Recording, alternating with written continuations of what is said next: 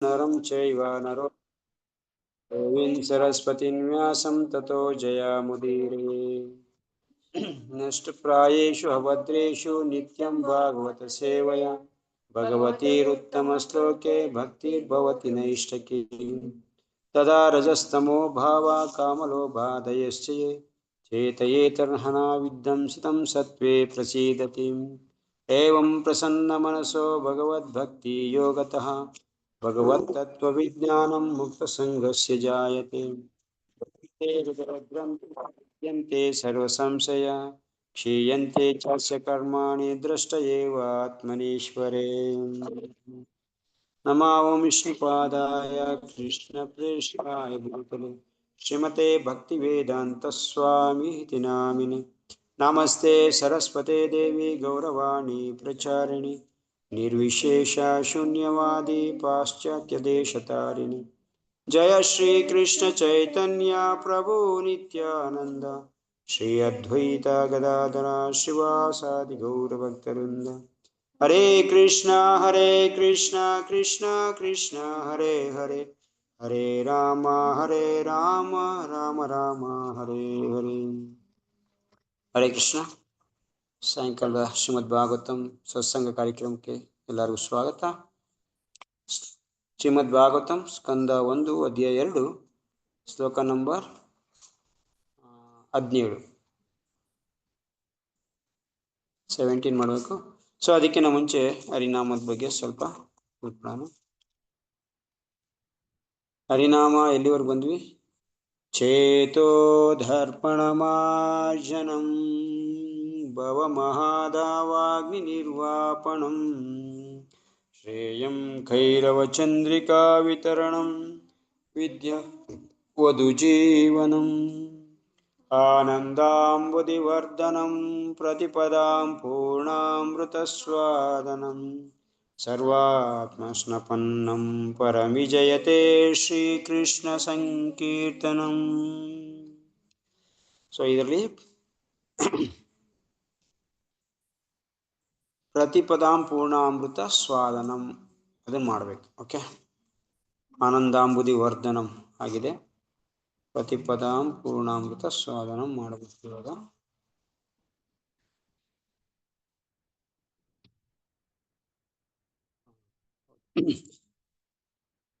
ಪ್ರತಿಪದಾಂ ಪೂರ್ಣಾಮೃತ ಸ್ವಾದನಂ. So ಹಿಂದೆ ನೋಡಿದ್ವಿ ನಾವು ಈ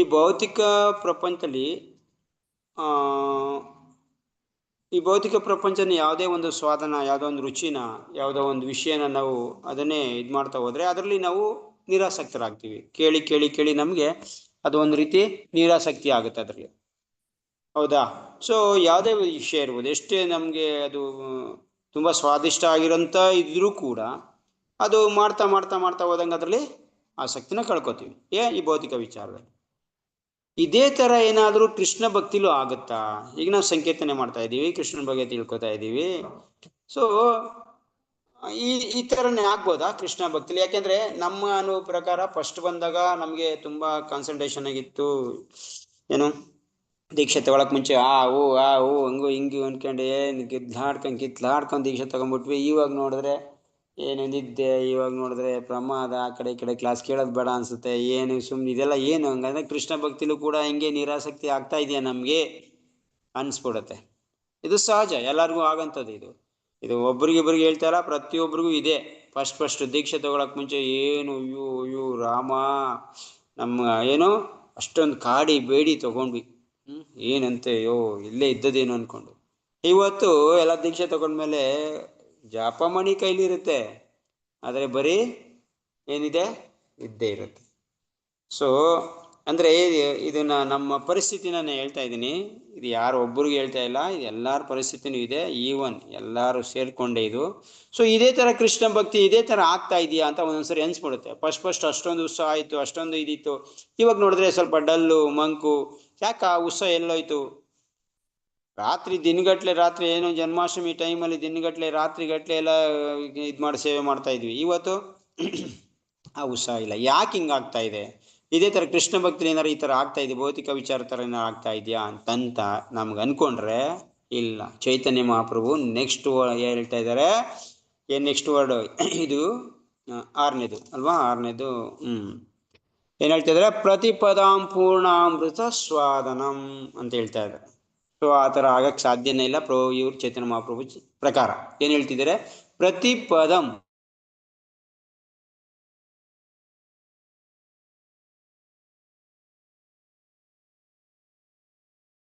ಪ್ರತಿಪದಂ ಅಂದ್ರೆ ಪ್ರತಿಯೊಂದು ವರ್ಡಲ್ಲೂ ಕೂಡ ಪೂರ್ಣ ಅಮೃತ ಆಸ್ವಾದನಂ ಇದೆ. ಅಂದ್ರೆ ಪ್ರತಿ ಪದದಲ್ಲೂ ಕೂಡ ನಾವು ಪೂರ್ಣ ಅಮೃತನ ಸ್ವಾದ ಮಾಡ್ತೀವಿ. ಸೊ ಪ್ರತಿ ಪದದಲ್ಲೂ ಪೂರ್ಣ ಅಮೃತನ ಸ್ವಾದ ಮಾಡ್ತಾ ಇದ್ರೆ ಅಂತವನಿಗೆ ಹೆಂಗೆ ಹಿಂದೆ ಬೋರ್ ಆಗತ್ತೆ ಇದ್ರಲ್ಲಿ? ಅಕಸ್ಮಾತ್ ಒಬ್ಬ ವ್ಯಕ್ತಿ ಪ್ರತಿ ಪದ ಚೈತನ್ಯ ಮಹಾಪ್ರಭು ಹೇಳ್ದಂಗೆ ಪ್ರತಿ ಪದದಲ್ಲೂ ಪೂರ್ಣ ಅಮೃತನ ಸ್ವಾದ ಮಾಡ್ತಾ ಇದ್ರೆ ಅವ್ನಿಗೆ ಹೆಂಗ್ ಬೋರ್ ಆಗತ್ತೆ ಈ ವಿಷಯ? ಆನಂದ ಅಂಬುದಿ ವರ್ಧನೆ ಆಗ್ತಾ ಇರ್ಬೇಕು ತಾನೆ. ಹಿಂದೆಗಡೆ ನೋಡಿದ್ವಿ, ಆನಂದ ಅನ್ನೋದು ಅಂಬುದಿ ಏನಾಗುತ್ತೆ? ವರ್ಧನೆ ಆಗ್ತಾ ಇದೆ, ಪ್ರತಿ ವರ್ಧನೆ ಆಗ್ತಾ ಇದೆ.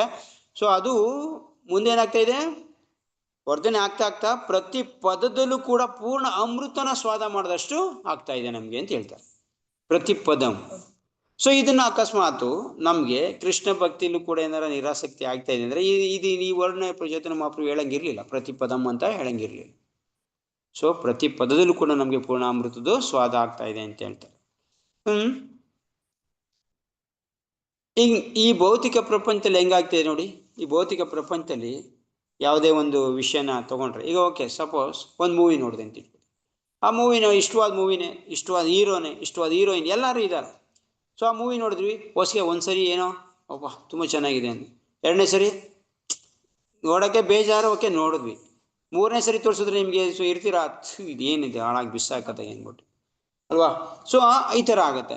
ಅದೇ ಥರ ಒಂದು ತಿಂಡಿಲೇ ತೊಗೊಳ್ಳಿ, ನಿಮ್ಗೆ ಯಾವುದೋ ರಸಗುಲ್ಲ ಮೊದಲನೇ ತಿಂದರೆ ಹೆಂಗಿರುತ್ತೆ? ಅಯ್ಯೋ ಬಾಯಿ ನೋಡ್ತಾ ಇದ್ದಂಗೆ ರುಚಿ ಬರ್ತಾ ಇರುತ್ತೆ. ಸೊ ಎರಡನೇ ಸರಿ ತಿಂದರೆ ಸ್ವಲ್ಪ ಓಕೆ ಪರವಾಗಿಲ್ಲ ಅನಿಸ್ತದೆ. ಮೂರನೇ ಸರಿ ಮತ್ತೆ ತಿರ್ಗಿ ಅದ್ರಲ್ಲಿ ಕಳ್ಕೊತಾ ಇರ್ತೀವಿ, ರಸನ ಕಳ್ಕೊತಾ ಇರ್ತೀವಿ ಈ ಭೌತಿಕ. ಆದರೆ ಆಧ್ಯಾತ್ಮಿಕ ಪ್ರಪಂಚದಲ್ಲಿ ಕೃಷ್ಣನ ವಿಷಯ, ಲೀಲೆ, ಗುಣ, ರೂಪ, ಕೃಷ್ಣಂದು ಏನೇ ಆಸ್ವಾದನೆ ಮಾಡ್ತಾ ಇದ್ರು ಕೂಡ ಅದು ಅಮೃತಕ್ಕಿನ್ನ ರುಚಿಯಾಗಿರುತ್ತೆ. ಮತ್ತೆ ಅದು ಸ್ವಾದ ಜಾಸ್ತಿ ಆಗ್ತಾನೆ ಹೋಗ್ತಾ ಇರುತ್ತೆ. ಇದು ಫ್ಯಾಕ್ಟ್. ಇದು ಆಕ್ಚುಲಿ ನಮ್ಗೆ ಈ ಟೈಮಲ್ಲಿ ಆಗದೆ ಇರ್ಬೋದು, ನಮ್ಮ ವಿಷಯ ಬಿಡಿ. ಯಾವಾಗ ಶುದ್ಧ ಭಕ್ತಿ ಲೆವೆಲ್ಗೆ ಹೋಗ್ತೀವೋ ಅಂದ್ರೆ ಇದ್ರನ್ನ ರಸನ ಆಸ್ವಾದನೆ ಮಾಡಕ್ ಶುರು ಮಾಡ್ತೀವೋ, ಈಗ ನೋಡಿ ಯಾಕೆ ಈ ಥರ ಆಗ್ತಾ ಇದೆ? ಇದಕ್ಕೂ ಉದಾಹರಣೆ, ನೀವು ಅಕಸ್ಮಾತ್ ಮುದ್ದೆಯಿಂದ ಯಾರಿಗಪ್ಪ ಇಷ್ಟ ಆಗುತ್ತೆ? ಫಸ್ಟ್ ಯಾರಿಗೂ ಇಷ್ಟ ಆಗಲ್ಲ, ಗೊತ್ತಿಲ್ಲದೆ ಇರೋನ್ಗಂತೂ ತುಂಬಾನೇ ಇಷ್ಟ ಆಗಲ್ಲ. ಅದ್ರಲ್ಲಿ ಸಪ್ಪೆ, ಒಂಥರ ಉಪ್ಪಿಲ್ಲ, ಖಾರ ಇಲ್ಲ, ಹುಳಿಲ್ಲ, ಅಂಥದ್ದು ಏನು ತಿಂತೀರಿ ನೀವು ಅಂತ. ಅದೇ ತಿಂತ ಒಬ್ಬ ವ್ಯಕ್ತಿಗೆ, ಈಗ ನಮ್ಮ ಕರ್ನಾಟಕ ಜನಕ್ಕೆ ಅಂತ ಇಟ್ಕೊಳ್ಳಿ, ಕರ್ನಾಟಕ ಜನದಲ್ಲಿ ಯಾರಿಗಾರ ಮುದ್ದೆ ಇಲ್ಲದೆ ಇರೋ ಊಟ ಮಾಡಿಸ್ಬಿಡಿ ನೋಡೋಣ, ಅಪ್ಟ ಅವನೇನಾರು ಕರ್ನಾಟಕ ಮಂಡ್ಯ ಜಿಲ್ಲೆ ಕಡೆ ಆಗಿದ್ರೆ ಯಾಕೇಳಿ ಅವ್ನಿಗೊಂಥರ ರಸ ಸಿಕ್ಬಿಟ್ಟಿದೆ. ಅದು ಯಾಕೆ ಹೆಂಗಾಯ್ತು ಇದು? ಅದೇ ಬೇರೆಯವ್ನು ಕೊಟ್ರೆ ಸಪ್ಪೆ ಅದು. ಅದೇ ನೀವು ಇಡ್ಲಿನ ತಗೊಂಡೋಗ್ಬಿಟ್ಟು ಒಬ್ಬ ನಾರ್ತವ್ನು ಇಡ್ಲಿ ತಿಂದಿರೋನು ಕೊಡಿ ನೋಡು, ಇದೇನಿದು ಸಪ್ಪೆ ಏನಿಲ್ವಲ್ಲ ಇದರಲ್ಲಿ ಅನಿಸುತ್ತೆ. ನಾರ್ಮಲಾಗಿ ಇಡ್ಲಿ, ಅದ್ರೇನು ಜಾಸ್ತಿ ಉಪ್ಪಿರಲ್ಲ, ನಮ್ದು ಖಾರ ಇರಲ್ಲ, ಏನಿಲ್ಲ, ಚಟ್ನಿ ಹಂಚ್ಕೊಂಡ್ರೆ ಮಾತ್ರ ತಿನ್ನೋಕ್ಕಾಗೋದು. ಇದಕ್ಕೆ ನಾವು ಚಟ್ನಿ ಉಪ್ಪು ಏನೋ ಹಾಕ್ರಪ್ಪ ಅಂತಾರೆ ಅವರು. ಆದರೆ ನಮ್ಮ ಕಡೆ ಜನ ನೋಡಿ ಬರೀ ಇಡ್ಲಿನೇ ತಿನ್ಕೊಂಡ್ಬಿಡ್ತಾರೆ, ಯಾವ ಚಟ್ನಿ ಬೇಡ, ಏನು ಬೇಡ ಅಲ್ವಾ? ಯಾಕೆ ಈ ಥರ ಆಗ್ತಾ ಇದೆ? ಅವ್ರಿಗೆ ಅದರಲ್ಲಿ ರುಚಿ ಸಿಕ್ಕಿದೆ. ಅದೇ ಥರ ಯಾರಿಗೆ ಭಗವಂತ ನಾಮದಲ್ಲಿ ಸ್ವಲ್ಪ ರುಚಿ ಸಿಕ್ಕಿದೆಯೋ ಅಂಥವ್ರಿಗೆ ಇದು ರುಚಿ ಜಾಸ್ತಿ ಆಗ್ತಾನೆ ಹೋಗ್ತಾ ಇರುತ್ತೆ. ಇದು ಪ್ರತಿ ಪದದಲ್ಲೂ ಕೂಡ ಅವನಿಗೆ ಪ್ರತಿ ಒಂದು ಇದಕ್ಕೂ ಕೂಡ ಅದು ಜಾಸ್ತಿ ಆಗ್ತಾ ಹೋಗ್ತಾ ಇರುತ್ತೆ. ಇಲ್ಲಿ ಒಂದು ಡೆಫಿನೇಷನ್ ಇದೆ, ಏನು? ಒಬ್ಬ ವ್ಯಕ್ತಿಲಿ ಯಾವಾಗ ಸಂಕೀರ್ತನೆ ಮಾಡ್ತಾ ಇರ್ತಾನೋ ಅವನ ಹೃದಯದಲ್ಲಿ ಪ್ರೇಮ ಉತ್ಪಾದನೆ ಆದರೆ, ಪ್ರೇಮ ಉದಯವಾಗ್ತಿದ್ದಂಗೆ, ಹೃದಯದಲ್ಲಿ ಪ್ರೇಮ ಉದಯ ಆಗ್ತಾ ಇದ್ದಂಗೆ ಶ್ರವಣ, ಭಗವಂತನ ಶ್ರವಣ, ಕೀರ್ತನ, ಸ್ಮರಣ, ಲೀಲೆ, ಇದರಲ್ಲೆಲ್ಲ ಏನಾಗುತ್ತೆ? ಎಲ್ಲ ಸಾಧನಗಳಲ್ಲಿ ಪ್ರತ್ಯೇಕವಾಗಿ ಮತ್ತೆ ಭಗವಂತಂದು ಕೃಷ್ಣದ್ದು ಸ್ಫೂರ್ತಿ ಅನ್ನೋದು ಅವನಿಗೆ ಸಿಗ್ತಾ ಇರುತ್ತೆ. ಇದರಲ್ಲಿ ಅವನು ಯಾವುದೇ ರೂಪ ನೋಡ್ಲಿ ಅದ್ರಲ್ಲೂ ಅವನಿಗೆ ಸ್ವಾದ ಸಿಗ್ತಾ ಇರುತ್ತೆ, ಅದರಲ್ಲೂ ಸ್ಫೂರ್ತಿ ಸಿಗ್ತಾ ಇರುತ್ತೆ. ಒಂದ್ಸರಿ ನೋಡಿ, ನಾವು ಕೃಷ್ಣಗೆ ಒಂದ್ಸರಿ ಯಾವಾಗಲೂ ಒಂದ್ಸರಿ ಡೆಕೋರೇಷನ್ ಮಾಡ್ತೀವಿ, ಅದನ್ನ ನೆನ್ಸ್ಕೊಂಡು ನಾವು ಸ್ಫೂರ್ತಿಲ ಜೀವನ ಮಾಡ್ತಾ ಇರ್ತೀವಿ. ಅದನ್ನ ನೆನ್ಸ್ಕೊಂಡು ಅವತ್ತು ಹಂಗೆ ಮಾಡಿದ್ದೆ, ಅವತ್ತು ಆ ಥರ ಕೃಷ್ಣ ಆ ಥರ ಚೆನ್ನಾಗಿ ಕಾಣ್ತಾ ಇದ್ದ. ಇವತ್ತು ಯಾವತ್ತೋ ಒಂದ್ಸರಿ ನಾವು ಜನ್ಮ ಇದಕ್ಕೋಗಿ ವೃಂದಾವನ್ಗೆ ಹೋಗ್ತೀವಿ, ಕೃಷ್ಣಗೆ ಡ್ರೆಸ್ ಮಾಡಿದ್ದೆ, ಇಲ್ಲ ಮಾಯಾಪುರ್ಗೆ ಹೋಗ್ತೀವಿ, ಕೃಷ್ಣಗೆ ಡ್ರೆಸ್ ಮಾಡಿದ್ದು ನೋಡ್ಬಿಟ್ಟೆ, ಆ ಒಂದು ರೂಪ ನೋಡ್ಬಿಟ್ಟೆ ಇಡೀ ವರ್ಷಗಳು ಕಳೀತಾ ಇರ್ತೀವಿ. ಇನ್ನೊಂದ್ಸರಿ ಓದಾಗ್ಲೂ ಅದು ನೆನ್ಸ್ಕೊತಾ ಇರ್ತೀವಿ. ಏನಿದು? ಅದೇ ಯಾರಿಗೆ ಪ್ರೇಮ ಉದಯ ಆಗುತ್ತಲ್ಲ ಒಬ್ಬನ ಹೃದಯದಲ್ಲಿ, ಆ ಪ್ರೇಮ ಉದಯ ಆದಾಗ ಅವನ ಶ್ರವಣ ಇಲ್ಲ ಕೀರ್ತನ ಇಲ್ಲಿ ಯಾವುದೋ ನಾಮ ಯಾವ್ದಾರ ಇರ್ಬೋದು, ಅವನಿಗೆ ಇದೇನಾಗುತ್ತೆ, ಅವನಿಗೆ ಪ್ರತಿ ಕ್ಷಣನೂ ಸ್ಫೂರ್ತಿ ಕೊಡ್ತಾ ಇರುತ್ತೆ. ಅವನಿಗೆ ಆಧ್ಯಾತ್ಮಿಕ ಜೀವನ ನಡ್ಸೋಕ್ಕೋಸ್ಕರ ಪ್ರತಿ ಕ್ಷಣನೂ ಸ್ಫೂರ್ತಿ ಕೊಡುತ್ತೆ. ಇದನ್ನೇ ಪ್ರತಿ ಪದ ಪೂರ್ಣ ಅಮೃತ, ಪೂರ್ಣ ಅಮೃತನ ಸ್ವಾದ ಮಾಡ್ತಾ ಇರ್ತಾನೆ ಪ್ರತಿ ಪದದಲ್ಲೂ ಕೂಡ, ಪ್ರತಿ ಹೆಜ್ಜೆಲೂ ಕೂಡ, ಪ್ರತಿ ಕ್ಷಣನೂ ಕೂಡ. ಒಬ್ಬ ವ್ಯಕ್ತಿ ಕತೆ ಕೇಳಿ, ಓಕೆ, ಎಲ್ಲರೂ ಕತೆ ಕೇಳ್ತಾ ಇದ್ವಿ, ಹೌದಾ? ಎಲ್ಲರೂ ನಾರ್ಮಲ್ ಆಗಿ ಎಲ್ಲರೂ ಕೇಳ್ತಾ ಇದ್ದಾರೆ. ಆದ್ರೆ ಯಾರಲ್ಲಿ ಹೃದಯದಲ್ಲಿ ಪ್ರೇಮ ಅನ್ನೋದು ಪ್ರಕಟ ಆಗುತ್ತೋ, ಈ ಕತೆ ಕೇಳ್ತಾ ಒಬ್ಬ ವ್ಯಕ್ತಿಗೆ ಹೃದಯದಲ್ಲಿ ಪ್ರೇಮ ಅನ್ನೋದು ಪ್ರಕಟ ಆಗಿರುತ್ತೆ, ಬಟ್ ಕತೆ ಕೇಳಕ್ ಕೂತ್ಕೋತಾನೆ ಅಂತ ಇಟ್ಕೊಳ್ಳಿ.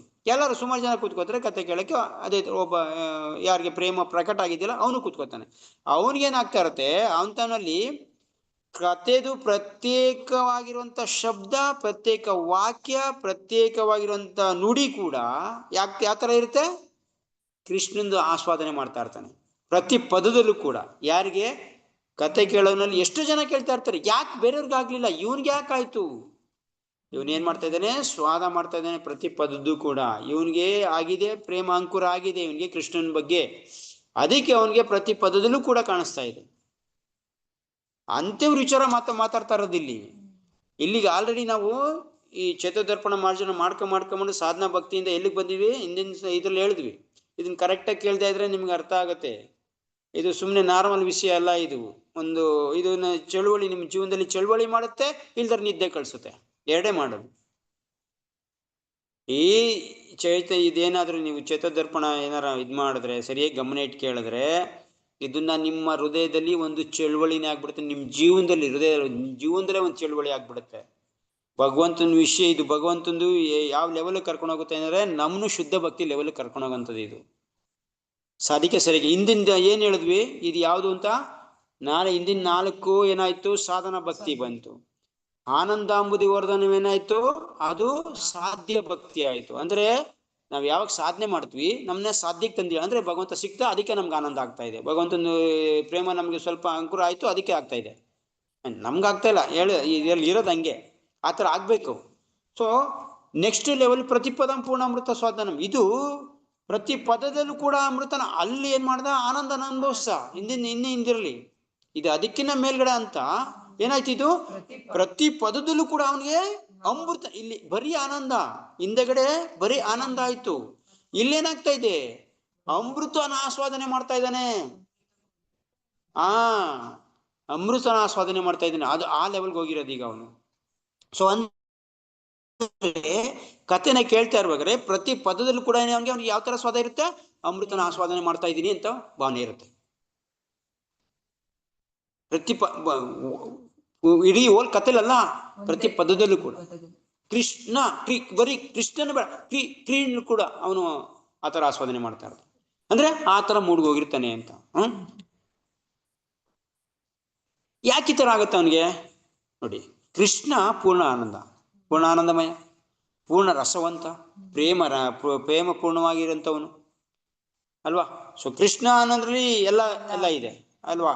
ಸೊ ಆದ್ರಿಂದ ಕೃಷ್ಣನ ವರ್ಡಲ್ಲಿ ಆ ಥರ ಇದ್ಮೇಲೆ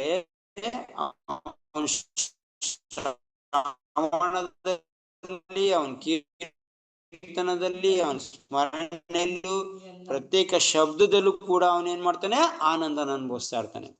ಕೃಷ್ಣನ ಶಬ್ದದಲ್ಲಿ ಕೃಷ್ಣನಿಗೂ ವ್ಯತ್ಯಾಸ ಇಲ್ಲ, ಕೃಷ್ಣನ ಸ್ಮರಣೆಗೂ ಕೃಷ್ಣನಿಗೂ ವ್ಯತ್ಯಾಸ ಇಲ್ಲ, ಕೃಷ್ಣನ್ ಕೀರ್ತನೆಗೂ ಕೂಡ ತುಂಬಾ ಆನಂದ ಆಗುತ್ತೆ. ಯಾಕೆ, ಸ್ವಯಂ ಕೃಷ್ಣ. ಅದು ಒಬ್ಬೊಬ್ರು ಒಂದೊಂದಲ್ಲ ಆನಂದ. ಕೀರ್ತನೆ ಕೇಳೋ ಅಂತ ಮಾಡ್ತೀವಿ, ಬಟ್ ಬೇರೆ ವಿಷಯದಲ್ಲಿ ಆನಂದ ಇಲ್ಲ. ಒಬ್ಬರು ಪ್ರಸಾದ ತಿನ್ನೋದ್ರಲ್ಲಿ ತುಂಬಾ ಆನಂದ ಇರುತ್ತೆ.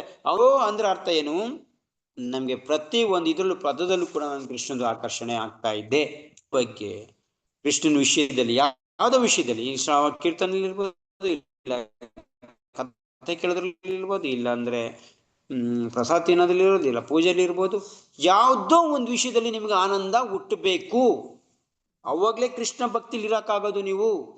ಓಕೆ, ಅಫ್ಕೋರ್ಸ್ ಎಲ್ಲಾ ವಿಷಯದಲ್ಲಿ ಬರಲ್ಲ ಅಂತ ಇಟ್ಕೊಳ್ಳೋಣ, ಯಾಕೆಂದ್ರೆ ಅದು ತುಂಬಾ ದೊಡ್ಡ ರೇರ್ ಕೇಸ್ ಅದು ಆಗೋದು.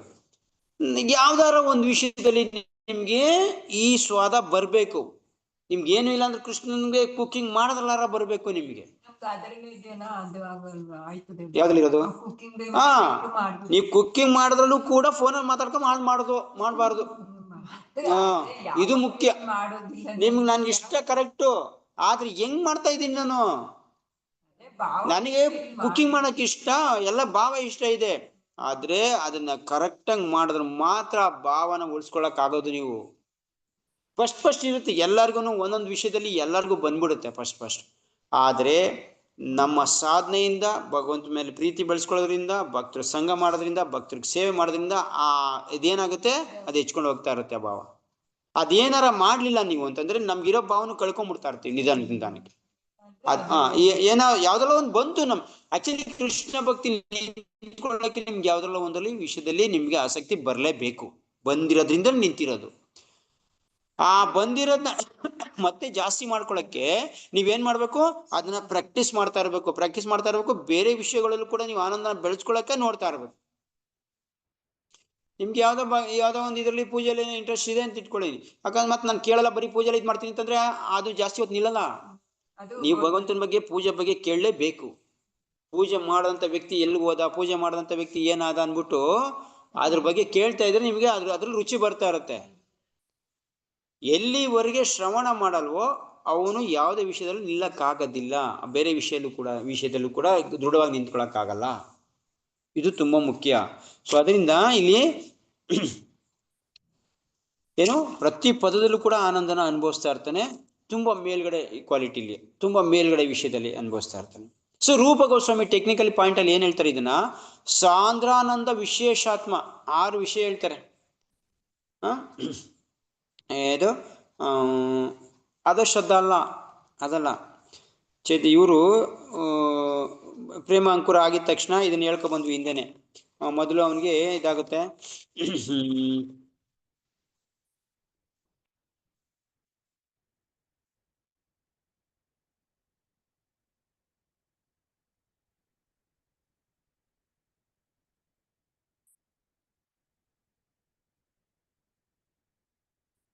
ಕ್ಲೇಶಾಗ್ನಿ ಶುಭದ ಹೇಳ್ಕೊಂಬಂದ್ರು. ಕ್ಲೇಶಾಗ್ನಿ ಆಗುತ್ತೆ ಅವನಿಗೆ, ಅಗ್ನಿ ಹೋಗುತ್ತೆ, ಶುಭದ ಆಗುತ್ತೆ, ಶ್ರೀಕೃಷ್ಣ ಆಕರ್ಷಣೆ ಕೃಷ್ಣ ಬಗ್ಗೆ ಆಕರ್ಷಣೆ ಆಗುತ್ತೆ ಅವನಿಗೆ. ಸಾಂದ್ರಾನಂದ ವಿಶೇಷ ಅಂತ ಇದು ಇಲ್ಲಿ ಬಂದಿರೋದು, ಸಾಂದ್ರಾನಂದ ವಿಶೇಷ ಅಂತ. ಸಾಂದ್ರಾನಂದ ಅಂದ್ರೆ ಏನ್ ಗೊತ್ತಾ, ಒಂದು ವಿಷಯದಲ್ಲಿ ತುಂಬಾ ಗಟ್ಟಿ ಇರುತ್ತಲ್ಲ. ಈಗ ಸಾಂದ್ರ ಅಂದ್ರೆ ತುಂಬಾ ಗಟ್ಟಿಗಿರೋಂಥ ವಸ್ತು, ತುಂಬಾ ಘನವಾಗಿರೋಂಥ ವಸ್ತು. ಆ ವಿಶೇಷ ತುಂಬಾ ಮಹತ್ವವಾಗಿರೋ ವಿಷಯದಲ್ಲಿ ತುಂಬಾ ಮಹತ್ವವಾಗಿರೋಂಥ ವಿಷಯ. ಈಗ ಸಾಂದ್ರ ಅಂದ್ರೆ ಹೆಂಗೆ ಹೇಳ್ತೀವಿ ಅಂತಂದ್ರೆ, ಈ ಭೂಮಿ ತುಂಬಾ ಗುಂಡಾಗಿದೆ ಅಲ್ವಾ, ಭೂಮಿಲಿ ತುಂಬಾ ಗಟ್ಟಿಯಾಗಿರೋಂಥ ವಸ್ತು ಎಲ್ಲಿದೆ ಗೊತ್ತಾ? ಭೂಮಿ ಮೇಲೆ. ಭೂಮಿನ ಕೊರ್ಕೊಂಡು ಮಧ್ಯ ಭಾಗಕ್ಕೆ, ಭೂಮಿ ಗುಂಡಾಗಿದೆ ತಾನೆ, ಭೂಮಿ ಗುಂಡಾಗಿರೋದು ಮಧ್ಯ ಭಾಗಕ್ಕೆ ಹೋಗ್ತಿಲ್ಲ, ಅಲ್ಲೇ ಕೋರ್ ಅಂತ ಇರೋದು ತುಂಬಾ ಗಟ್ಟಿ ವಸ್ತು, ಅದೇ ಕೋರ್ ಅಂದ್ರೆ ಸಾಂದ್ರ. ಅದು ತುಂಬಾ ಗಟ್ಟಿ ಇರುತ್ತೆ, ಘನ ಇರುತ್ತೆ. ಸೊ ಇವನಿಗೆ ಇಲ್ಲಿ ಆ ಪೊಸಿಷನ್ ಆಗುತ್ತೆ. ಭಗವಂತನ ಮೇಲೆ ಈ ಪೊಸಿಷನ್ ಬಂದಾಗ ಯಾವಾಗ ಅವನಿಗೆ ಆನಂದಾಂಬುದಿ ವರ್ಧನಾಮ ಆಯ್ತು, ಇಲ್ಲಿ ಪೂರ್ಣ ಅಮೃತ ಸ್ವಾದನ, ಪ್ರತಿಪದಲ್ಲಿ ಪೂರ್ಣ ಅಮೃತ ಸ್ವಾದನೆ ಮಾಡಕ್ ಹೋದಾಗ ಸಾಂದ್ರಾನಂದ ವಿಶೇಷಾತ್ಮ. ಸಾಂದ್ರ ಅನ್ನೋದು ಎಷ್ಟು ಗಟ್ಟಿಯಾಗಿರುತ್ತೆ ಅಂದ್ರೆ ವಿಶೇಷವಾಗಿರುತ್ತೆ ಅವನಿಗೆ, ತುಂಬಾ ಗಟ್ಟಿ ಭಾವ ಇರುತ್ತೆ ಅವನಿಗೆ. ಯಾವುದೇ ಕಾರಣಕ್ಕಿನ್ನೂ ವಾಪಸ್ಸು ಕೆಳಗಡೆ ಹೋಗೋದೇ ಇಲ್ಲ ಅನ್ನತ್ತಾಗುತ್ತೆ. ಮತ್ತೆ ಇನ್ನೊಂದೇನಾಗುತ್ತೆ, ಕೃಷ್ಣನ ಆಕರ್ಷಣೆ ಮಾಡ್ತಾನೆ ಈ ಪೊಸಿಷನ್ ಅಲ್ಲಿ ಅವನು. ಯಾವಾಗ ಅವನು ಪ್ರತಿ ಪದದಲ್ಲೂ ಕೂಡ ಪೂರ್ಣ ಅಮೃತನ ಸ್ವಾಧನ ಮಾಡ್ತಾನೋ ಅವಾಗ ಈ ಇದರಲ್ಲಿ ಅವನು ಕೃಷ್ಣನೇ ಆಕರ್ಷಣೆ ಮಾಡ್ತಾನೆ. ಕೃಷ್ಣ ಆಕರ್ಷಣೆ ಅಂದ್ರೆ ಕೃಷ್ಣಂಗೆ ಇವನ್ ಅಟ್ರಾಕ್ಷನ್ ಆಗಲ್ಲ, ಕೃಷ್ಣನ್ನೇ ಅಟ್ರಾಕ್ಷನ್ ಮಾಡೋ ತರ ಲೆವೆಲ್ಗೆ ಹೋಗ್ತಾನೆ ಇವನು. ಇದು ಈ ಲೆವೆಲ್. ಇದು ಪ್ರತಿ ಪದದಲ್ಲೂ ಕೂಡ ಹುಡುಕ್ತಾ ಇರೋಂಥದ್ದು, ಆನಂದ ಬರ್ತಾ ಇರೋಂಥದ್ದು ಈ ಲೆವೆಲ್. ಹೆಂಗ ಆಗುತ್ತೆ ಇವನಿಗೆ? ಭಗವಂತನ ಲೀಲೆ, ಗುಣ, ರೂಪ, ನಾಮ ಇದರಲ್ಲೆಲ್ಲ ಪೂರ್ಣ ಅಮೃತನ ಆಸ್ವಾದನೆ ಮಾಡ್ತಾ ಇದ್ದಾನೆ. ಈ ಅನುಭವ ಆಗ್ತಾ ಇದೆ ಅವನಿಗೆ, ಆಸ್ವಾದನೆ ಮಾಡೋ ಅನುಭವ ಆಗ್ತಾ ಇದೆ. ಯಾಕೆ, ಹೆಂಗೆ, ಯಾಕೆ ಆಗ್ತಾ ಇದೆ ಅವನಿಗೆ? ಇದಕ್ಕೆ ಆನ್ಸರು, ಕಾರಣ ಇಷ್ಟ. ಕೃಷ್ಣನ ಲೀಲಾ, ರೂಪ, ಗುಣ, ನಾಮ ಇದರಲ್ಲೆಲ್ಲ ಒಂದು ಸ್ವಭಾವ ಇದೆ. ಏನ್ ಸ್ವಭಾವ? ಒಂದು ಕೃಷ್ಣನ ಲೀಲೆ, ಗುಣ, ರೂಪ, ಒಂದು ನಾಮ, ಅವನಿಗೆ ಕೃಷ್ಣನಿಗೆ ಏನೇ ಸಂಬಂಧಪಟ್ಟಿದ್ರು ಅದರದ್ದು ಒಂದು ಸ್ವಭಾವ ಇದೆ. ಇವನ್ ಕೃಷ್ಣನ್ ಸೇರ್ಕೊಂಡಾಗೆ ಅವನ ರೂಪದಲ್ಲಿ, ಅವನ ನಾಮದಲ್ಲಿ, ಅವನ ಗುಣದಲ್ಲಿ ಒಂದು ಸ್ವಭಾವ ಇದೆ. ಸ್ವಭಾವ ಅಂದ್ರೆ ಗೊತ್ತಲ್ಲ, ಸ್ವಭಾವ ಅಂತಂದ್ರೆ ಅವನು ನಿಜ ಸ್ವರೂಪ, ಅವನದು ಗುಣ, ಅವನದು ಇದು ಸ್ವಭಾವ, ಅದ್ರದ್ದು ವಿಷಯದ್ದು ಒಂದು ಇದಿದೆ. ಆ ಸ್ವಭಾವ ಅಂದ್ರೆ ಅದೇ ಇರೋದು, ಇನ್ನೇನಿಲ್ಲ ಅದ್ರಲ್ಲಿ ಸ್ವಭಾವ ಅದ್ರದ್ದು. ಈಗ ನನ್ನ ಸ್ವಭಾವ ಕೋಪ ಮಾಡ್ಕೊಳ್ಳೋ ಸ್ವಭಾವ ಹೇಳ್ತೀವಲ್ವ, ನನ್ನ ಸ್ವಭಾವ ತಿನ್ನೋ ಸ್ವಭಾವ, ಅದಕ್ಕೆ ಚಾಚಿ ತಿಂತೀನಿ, ಇದೆ ತಾನೆ. ಹಂಗೆ ಕೃಷ್ಣನಲ್ಲಿ ಎಲ್ಲಾದ್ರಲ್ಲೂ ಕೂಡ ಒಂದು ಸ್ವಭಾವ ಇದೆ. ಏನದು? ಅಮಾರ್ ಮಾಧುರ್ಯ ನಿತ್ಯ ನವ ನವ ಹೊಯ್. ಕೃಷ್ಣ ಇದು ಚೈತನ್ಯ ಚರಿತಾಮೃತದಲ್ಲಿ ಹೇಳ್ತಾರೆ, ಹಮಾರ್ ಕೃಷ್ಣ ಹೇಳ್ಕೊತಾರೆ, ಹಮಾರ್ ಮಾಧುರ್ಯ ಅಂತಂದ್ರೆ ನನ್ನಲ್ಲಿ ಒಂದು ಏನು ದಿವ್ಯ ಪ್ರೇಮ ಇದೆಯಲ್ಲ, ಅದ್ರ ನಿತ್ಯ ಸ್ವಭಾವ ಏನ್ ಗೊತ್ತಾ? ನಿತ್ಯ ನವ ನವ, ಯಾವಾಗ್ಲೂ ಹೊಸ್ತಾಗಿರೋದು ನಂದು ಸ್ವಭಾವ. ಯಾವಾಗ್ಲೂ ಹೊಸ್ತಾಗಿರೋದು ನನ್ನ ಸ್ವಭಾವ. ಅದ್ರದ್ದು ಸ್ವಭಾವ ಕೃಷ್ಣದ ಲೀಲದು, ನಾಮದ್ದು, ಗುಣದ್ದು, ರೂಪದ್ದು ಏನ್ ತಗೋತೀರ ಕೃಷ್ಣನ ಬಗ್ಗೆ, ಅದ್ರದ್ದು ಎಲ್ಲಾದು ಸ್ವಭಾವ, ಒಂದು ಸ್ವಭಾವ ಇದೆ ಅಂತಂದ್ರೆ ಹೊಸದಾಗಿರೋದು ಎಲ್ಲ ಯಾವಾಗ್ಲೂ. ಹಳೇದು ಅನ್ನೋದು ಇಲ್ವೇ ಇಲ್ಲ ಅದ್ರ ವಿಚಾರ. ನಾವೇನೇ ಮಾಡ್ತಾ ಇದೀವಿ, ಒಂದು ಪೆನ್ ತಗೊಂಡು ಎಷ್ಟೊತ್ತು 1 ವರ್ಷ ಹಳೇದಾಯ್ತು, ಹಂಗಲ್ಲ ಇಲ್ಲಿ. ಇವತ್ 1 ವರ್ಷ ಆಗಿದ್ರು ಕೂಡ ಇದು ಹೊಸದೇ. ಇದರಲ್ಲಿ ಈ ಹೊಸದಂದ್ರೆ ಅರ್ಥ ಏನಿದ್ರಲ್ಲಿ? ಕೊಳೆ ಆಗಿರ್ಬಾರ್ದು, ಪೆನ್ ಹೆಂಗ್ ತಗೊಂಡು ಹಂಗೆ ಇರ್ಬೇಕು, ಇಂಕ್ ಖರ್ಚಾಗಿರ್ಬೋದು, ಲೆಡ್ ಸೌದಿರ್ಬಾರ್ದು, ಇದ್ರದ್ದು ಯಾವುದೇ ಅಂಗಗಳು ಊನಾಗಿರ್ಬಾರ್ದು. ಅದು ತಾನೇ ಹೊಸದ್ಗೂ ಹಳೇದ್ಗೂ ಗೊತ್ತಾಗ್ಬಿಡ್ತಲ್ಲ, ಯಾವುದೇ ಪೇಪರ್ ಅರ್ಧೋಗಿರೋದು ಹಂಗೆ. ಸೊ ನೀವು ಯಾವುದೇ ಲೀಲೆ ತಗೊಂಡ್ರು, ಇವತ್ತು ಲೀಲೆ ಕೇಳ್ತಾ ಇದೀರಿ ಅಂತಂದ್ರೆ ಈ ಲೀಲೆ ನಾನು ಕೇಳಿದ್ದೀನಿ ಅಂತ ಅನ್ಸ್ಬಾರ್ದು ನಿಮ್ಗೆ. ನಿಮ್ಗೆ ಅನ್ಸಲ್ಲ, ಅದಿದೆ, ಅದು ನಮ್ಗೆ ಅನ್ಸ್ಬಿಡ್ತಾ ಇದೆ ನಾನು ಕೇಳಿದ್ದೀನಿ ಅಂತ. ಆಕ್ಚುಲಿ ನಿಜವಾಗಿ ಈ ಲೀಲೆ ಇದನ್ನ ಅದನ್ನ ಮಾಡಕ್ ಹೋದಾಗ, ಯಾವಾಗ ನಾವು ಈ ಲೆವೆಲ್ಗೆ ಬಂದಿದೀವಲ್ವಾ, ಪ್ರತಿ ಪದದಲ್ಲೂ ಆಸ್ವಾದನೆ ಮಾಡ್ತಾ ಇದೀವಲ್ಲ, ಕೃಷ್ಣನ್ ಲೀಲೆಯಲ್ಲಿ ಯಾವತ್ತೂ ಇದು ಹಳೇದು ನಾನು ಕೇಳಿದ್ದೀನಿ ಅಂತ ಅನ್ನಂಗೆ ಇಲ್ಲ. ನೀವು ಹೊಸದಾಗೆ ಇರುತ್ತದು, ಅದು ಹೊಸ ಅನ್ಸುತ್ತೆ. ಬಟ್ ನಮ್ಗೆ ಅದು ಬೇಜಾರಾಗಿರೋದು, ನಮ್ಮ ಮೂಡ್ಗೆ ಅದು ಏನಾಗ್ತಾ ಇದೆ, ಇದನ್ನ ಕೇಳಿದೀವಿ ಹಳೇದು ಅಂತ ಅನ್ಸ್ತಾ ಇದೆ. ಆದ್ರೆ ಕೃಷ್ಣನ ವಿಷಯ, ನಾಮ ಗುಣ ಇದೆಲ್ಲಾದ್ರ ವಿಷಯ ಸ್ವಭಾವ ಏನಾದ್ರದ್ದು ಯಾವಾಗ್ಲೂ ಹೊಸದಾಗೆ ಇರುತ್ತೆ. ಇದಕ್ಕೆ ಆಚಾರ್ಯ ಉದಾಹರಣೆ ಹೇಳ್ತಾರೆ, ಹೆಂಗ ಇರುತ್ತೆ ಅಂದ್ರೆ, ಈಗ ನೀವು ಗಂಗಾ ನದಿಲಿ ನಿಂತ್ಕೊಳ್ಳಿಲ್ಲ, ಕಾವೇರಿ ಇಲ್ಲ, ಗಂಗಾ ನದಿಲಿ ನಿಂತ್ಕೋತೀರಿ ಅಂತ ಇಟ್ಕೊಳ್ಳಿ, ನಿಂತ್ಕೊಂಡ್ರಿ. ನಿಂತ್ಕೊಂಡಿದ ತಕ್ಷಣ ನೀರು ಬಂದು ಕಾಲಲ್ಲಿ ನಿಂತಿದೀವಿ. ಸೊ ನಿಂತ್ಕೊಂಡಿದ ತಕ್ಷಣ ನೀರು ಬಂದು ಹೋಗ್ತಾನೆ ಇರುತ್ತೆ. ಹಳೆ ನೀರನ್ನ ನಿಮ್ ಕಾಲಕ್ಕೆ ಟಚ್ ಆಗ್ತಾ ಇದೆಯಾ? ಪ್ರತಿ ಕ್ಷಣ ಏನಾಗ್ತಾ ಇದೆ? ಹೊಸ ನೀರು ತಾನೇ ಟಚ್ ಆಗ್ತಾ ಇರೋದು. ಈಗ ಮೇಲ್ಗಡೆ ಯಾರೋ ಏನೋ ಬಟ್ಟೆ ತೊಳಿತಾ ಇದ್ರು, ಏನೋ ಒಂದು ಮಾಡ್ತಾ ಇದ್ರು, ಆ ನೀರು ಬಂದು ಟಚ್ ಆಯ್ತು ನಿಮ್ಗೆ, ಓಕೆ, ಆ ಟಚ್ ಆಗಿದ್ ನೀರು ಹೋಯ್ತು, ಕೊಳೆ ನೀರು ಹೋಯ್ತು, ತಿರ್ಗಿ ಹೊಸ ನೀರೇ ಬರುತ್ತೆ, ತಿರ್ಗಿ ಹೊಸ ನೀರು, ಪ್ರತಿ ಕ್ಷಣ ಏನಾಗ್ತಾ ಇದೆ? ಹೊಸ ನೀರು. ಸೊ ಆ ತರ ಭಗವಂತನ ಲೀಲೆಯಲ್ಲಿ, ಗುಣಲಿ, ನಾಮದಲ್ಲಿ, ರೂಪದಲ್ಲಿ ಪ್ರತಿ ಕ್ಷಣ ನಮ್ಗೆ ಹೊಸತೆ ಬರುತ್ತೆ. ಅದ್ರದ್ದು ಸ್ವಭಾವ ಇರೋದೇ ಹಂಗೆ. ಇದನ್ನ ಯಾರು ಬದಲಾವಣೆ ಮಾಡಕ್ ಆಗೋದಿಲ್ಲ. ಕೃಷ್ಣನಲ್ಲಿರೋಂಥ ಈ ಸ್ವಭಾವನ ಯಾರು ಬದಲಾವಣೆ ಮಾಡಕ್ ಆಗೋದಿಲ್ಲ.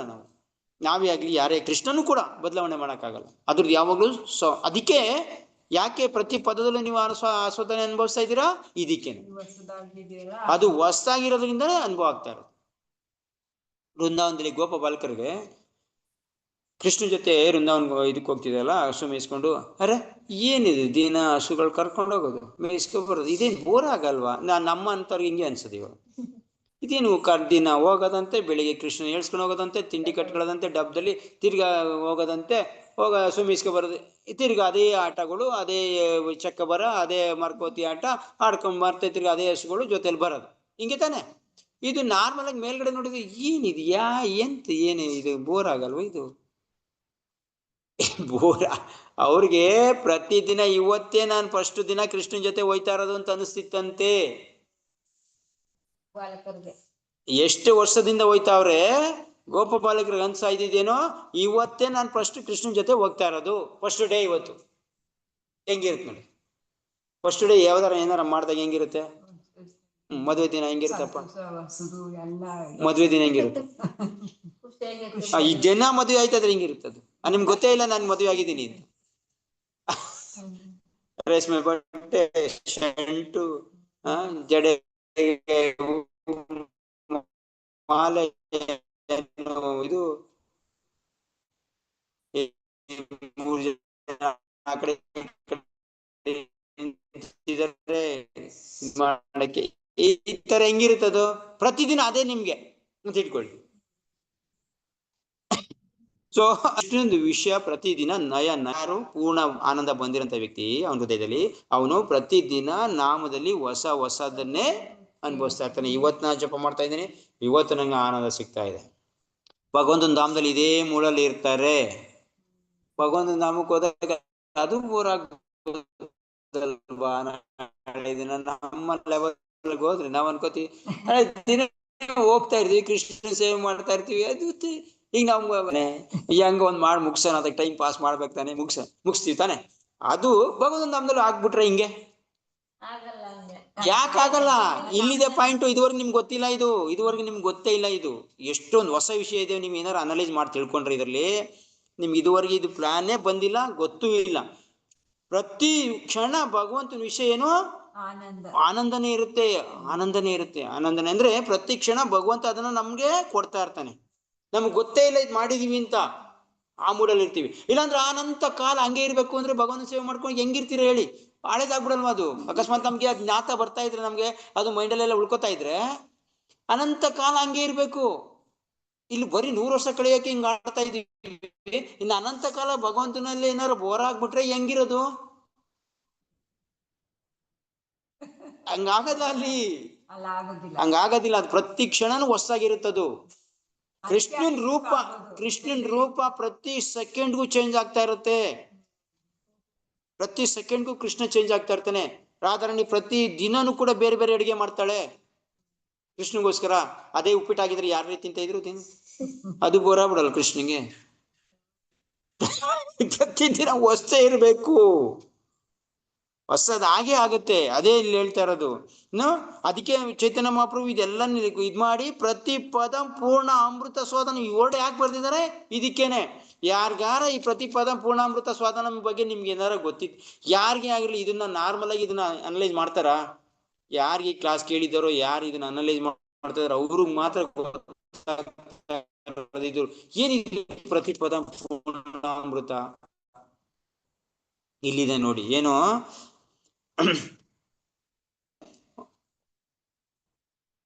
ಗಂಗಾ ನದಿ ಹೇಳ್ತಾ ಇದ್ದಲ್ಲ, ಗಂಗಾ ನದಿಯ ನೀರು ಬಂದು ನಮ್ ಕರೆಕ್ಟ್ ಟಚ್ ಆಗಿದ್ರೆ ಪ್ರತಿ ಕ್ಷಣನೂ ನಮ್ಗೆ ಅದೇ ತರ ಇರುತ್ತಲ್ಲ, ಹಂಗಾಗ್ತಾ ಇರೋದು ಇದು. ನಿದ್ದೆ ವಿಷಯನೇ ಇಲ್ಲ.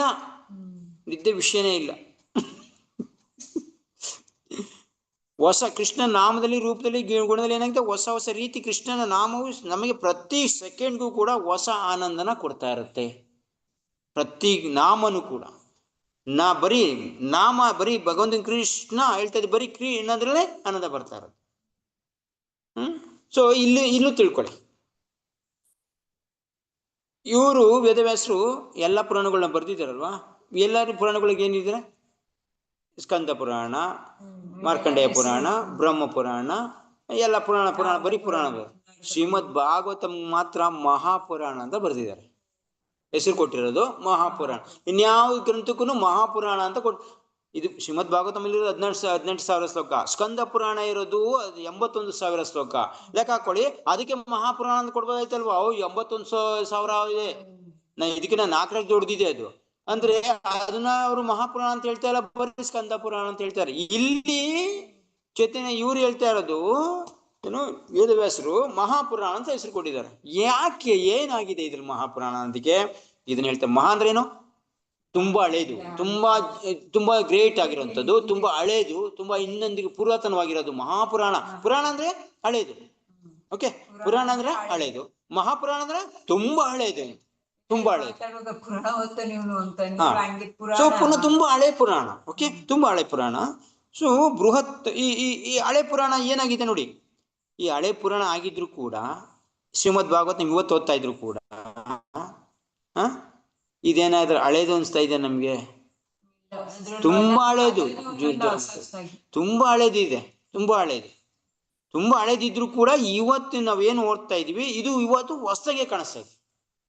ಪ್ರತಿಯೊಂದು ಕೂಡ, ಪ್ರತಿ ಬುಕ್ ಬಿಡಿ, ಪ್ರತಿ ಶ್ಲೋಕ, ಪ್ರತಿ ಅಧ್ಯಾಯ ಬಿಡಿ, ಪ್ರತಿ ವರ್ಡ್ ಬಿಡಿ, ಪ್ರತಿ ಒಂದು ಲೈನ್ ಶ್ಲೋಕ ಬಿಡಿ, ಪ್ರತಿ ಒಂದು ವರ್ಡು ಕೂಡ ಇವತ್ತು ಕೂಡ ಇದೇನಿದೆ ಆಕ್ಚುಲಿ ಇದ್ರಲ್ಲಿ ರಸಭರಿತವಾಗಿರೋದು ನಮ್ಗೆ ಗೊತ್ತಾಗ್ತಾ ಇಲ್ಲ ಅಷ್ಟೇ. ಪ್ರತಿ ಒಂದು ವರ್ಡು ಕೂಡ ಇದರಲ್ಲಿ ಶ್ರೀಮದ್ ಭಾಗವತಂ ಇದರಲ್ಲಿ ಪ್ರತಿ ವರ್ಡು ಕೂಡ ಇವತ್ತು ಕೂಡ ಏನಾಗಿದೆ, ರಸವತ್ತವಾಗಿರೋದು. ಇದರಿಂದ ಆನಂದ ಸಿಗ್ತಾ ಇರೋಂಥದ್ದು ಚೈತನ್ಯ ಮಹಾಪ್ರಭು ಹೇಳೋ ಪ್ರಕಾರ, ನಮ್ಮ ಪ್ರಕಾರ ಅಲ್ಲ, ನಮ್ಗೇನು ಗೊತ್ತಿಲ್ಲ. ಚೈತನ್ಯ ಮಹಾಪ್ರಭು ಹೇಳ್ತಾರೋ ಪ್ರಕಾರ, ಚೈತನ್ಯ ಮಹಾಪ್ರಭು ಅನ್ಸಿರೋ ಪ್ರಕಾರ ಪ್ರತಿ ಒಂದು ವರ್ಡು ಕೂಡ ಇದರಲ್ಲಿ ಪ್ರತಿ ಪದ, ಪ್ರತಿ ಒಡಲ ಅವರು ಪದ ಹೇಳ್ತಾ ಇದ್ರೆ ಒಂದೇ ಒಂದು ಪದ, ಪ್ರತಿ ಪದದಲ್ಲೂ ಕೂಡ ಪೂರ್ಣ ಅಮೃತ ನಮ್ಗೆ ಆಸ್ವಾದನೆ ಮಾಡಿಸುತ್ತೆ ಅಂತ ಹೇಳ್ತಾರೆ. ಇಲ್ಲಿಗೆ ಲೆಕ್ಕ ಮಾಡ್ಕೊಳ್ಳಿ. ಸೊ ಒಂದು ವರ್ಡ್ ನಮ್ಗೆ ಈ ತರ ಆಸ್ವಾದನೆ ಮಾಡ್ತಾ ಇದ್ರೆ ಆನಂದ ಬರುತ್ತೆ ನಮ್ಗೆ ಅಂತಂದ್ರೆ, ಇಡೀ ಗ್ರಂಥದಲ್ಲಿ ಇನ್ನೆಷ್ಟು ಆನಂದ ಇರ್ಬೋದು. ಅಕಸ್ಮಾತ್ ನಮ್ಗೇನಾದ್ರೆ ಈ ಪ್ರೇಮ ಅನ್ನೋ ಇದು ಉದಯ ಆದ್ರೆ ಇದು ಇರೋದು ಹೇಳ್ತಾ ಇರೋದು ವಿಷಯ. ಈ ಪ್ರೇಮ ಅಂಕುರ ಆಗದೆ ಇದ್ದಾಗ್ಲೂ ನಿಮ್ಗೆ ಪ್ರತಿ ಪದ ಅಲ್ಲ, ಪ್ರತಿ ಬುಕ್ನೇ ನಿಮ್ ತಲೆಗೆ ತುಂಬಿದ್ರು ಕೂಡ ಯಾವ ಆನಂದ ಬರಲ್ಲ. ಯಾವಾಗ ನಿಮ್ಗೆ ಪ್ರೇಮ ಅಂಕುರ ಆಗುತ್ತೋ, ಭಗವಂತನ ಬಗ್ಗೆ ಅಂಕುರ ಆಗುತ್ತೋ, ಅವಾಗ ಆಗಂತ ವಿಷಯ ಇದು. ಪ್ರತಿ ಪದದಲ್ಲೂ ಕೂಡ ಅಮೃತ ಆಸ್ವಾದನೆ ಮಾಡಬಹುದು.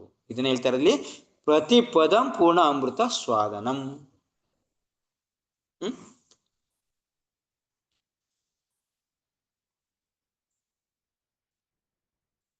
ಓಕೆ, ಟೈಮ್ ಆಯ್ತು, ನಿಲ್ಸೋಣ. ಸೊ ಇನ್ನ ಇದೆ ಸ್ವಲ್ಪ, ಇದು ಪ್ರತಿ ಪೂರ್ಣಾಮೃತ ಸ್ವಾದನಂ ಇದೆ, ಅದನ್ನು ನಾಳೆ ನೋಡೋಣ ಅಂತ ನಿಲ್ಸೋಣ.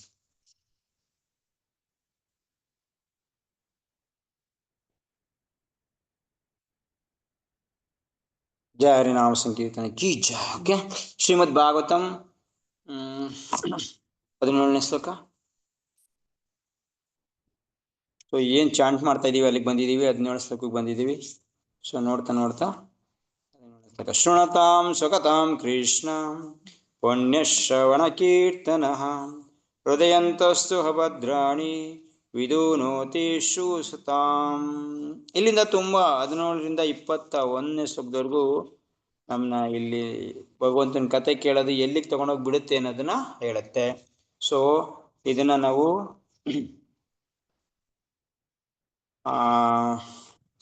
ಸ್ಲೈಡ್ ಹಿಂದೆ ಹೋಗಿ,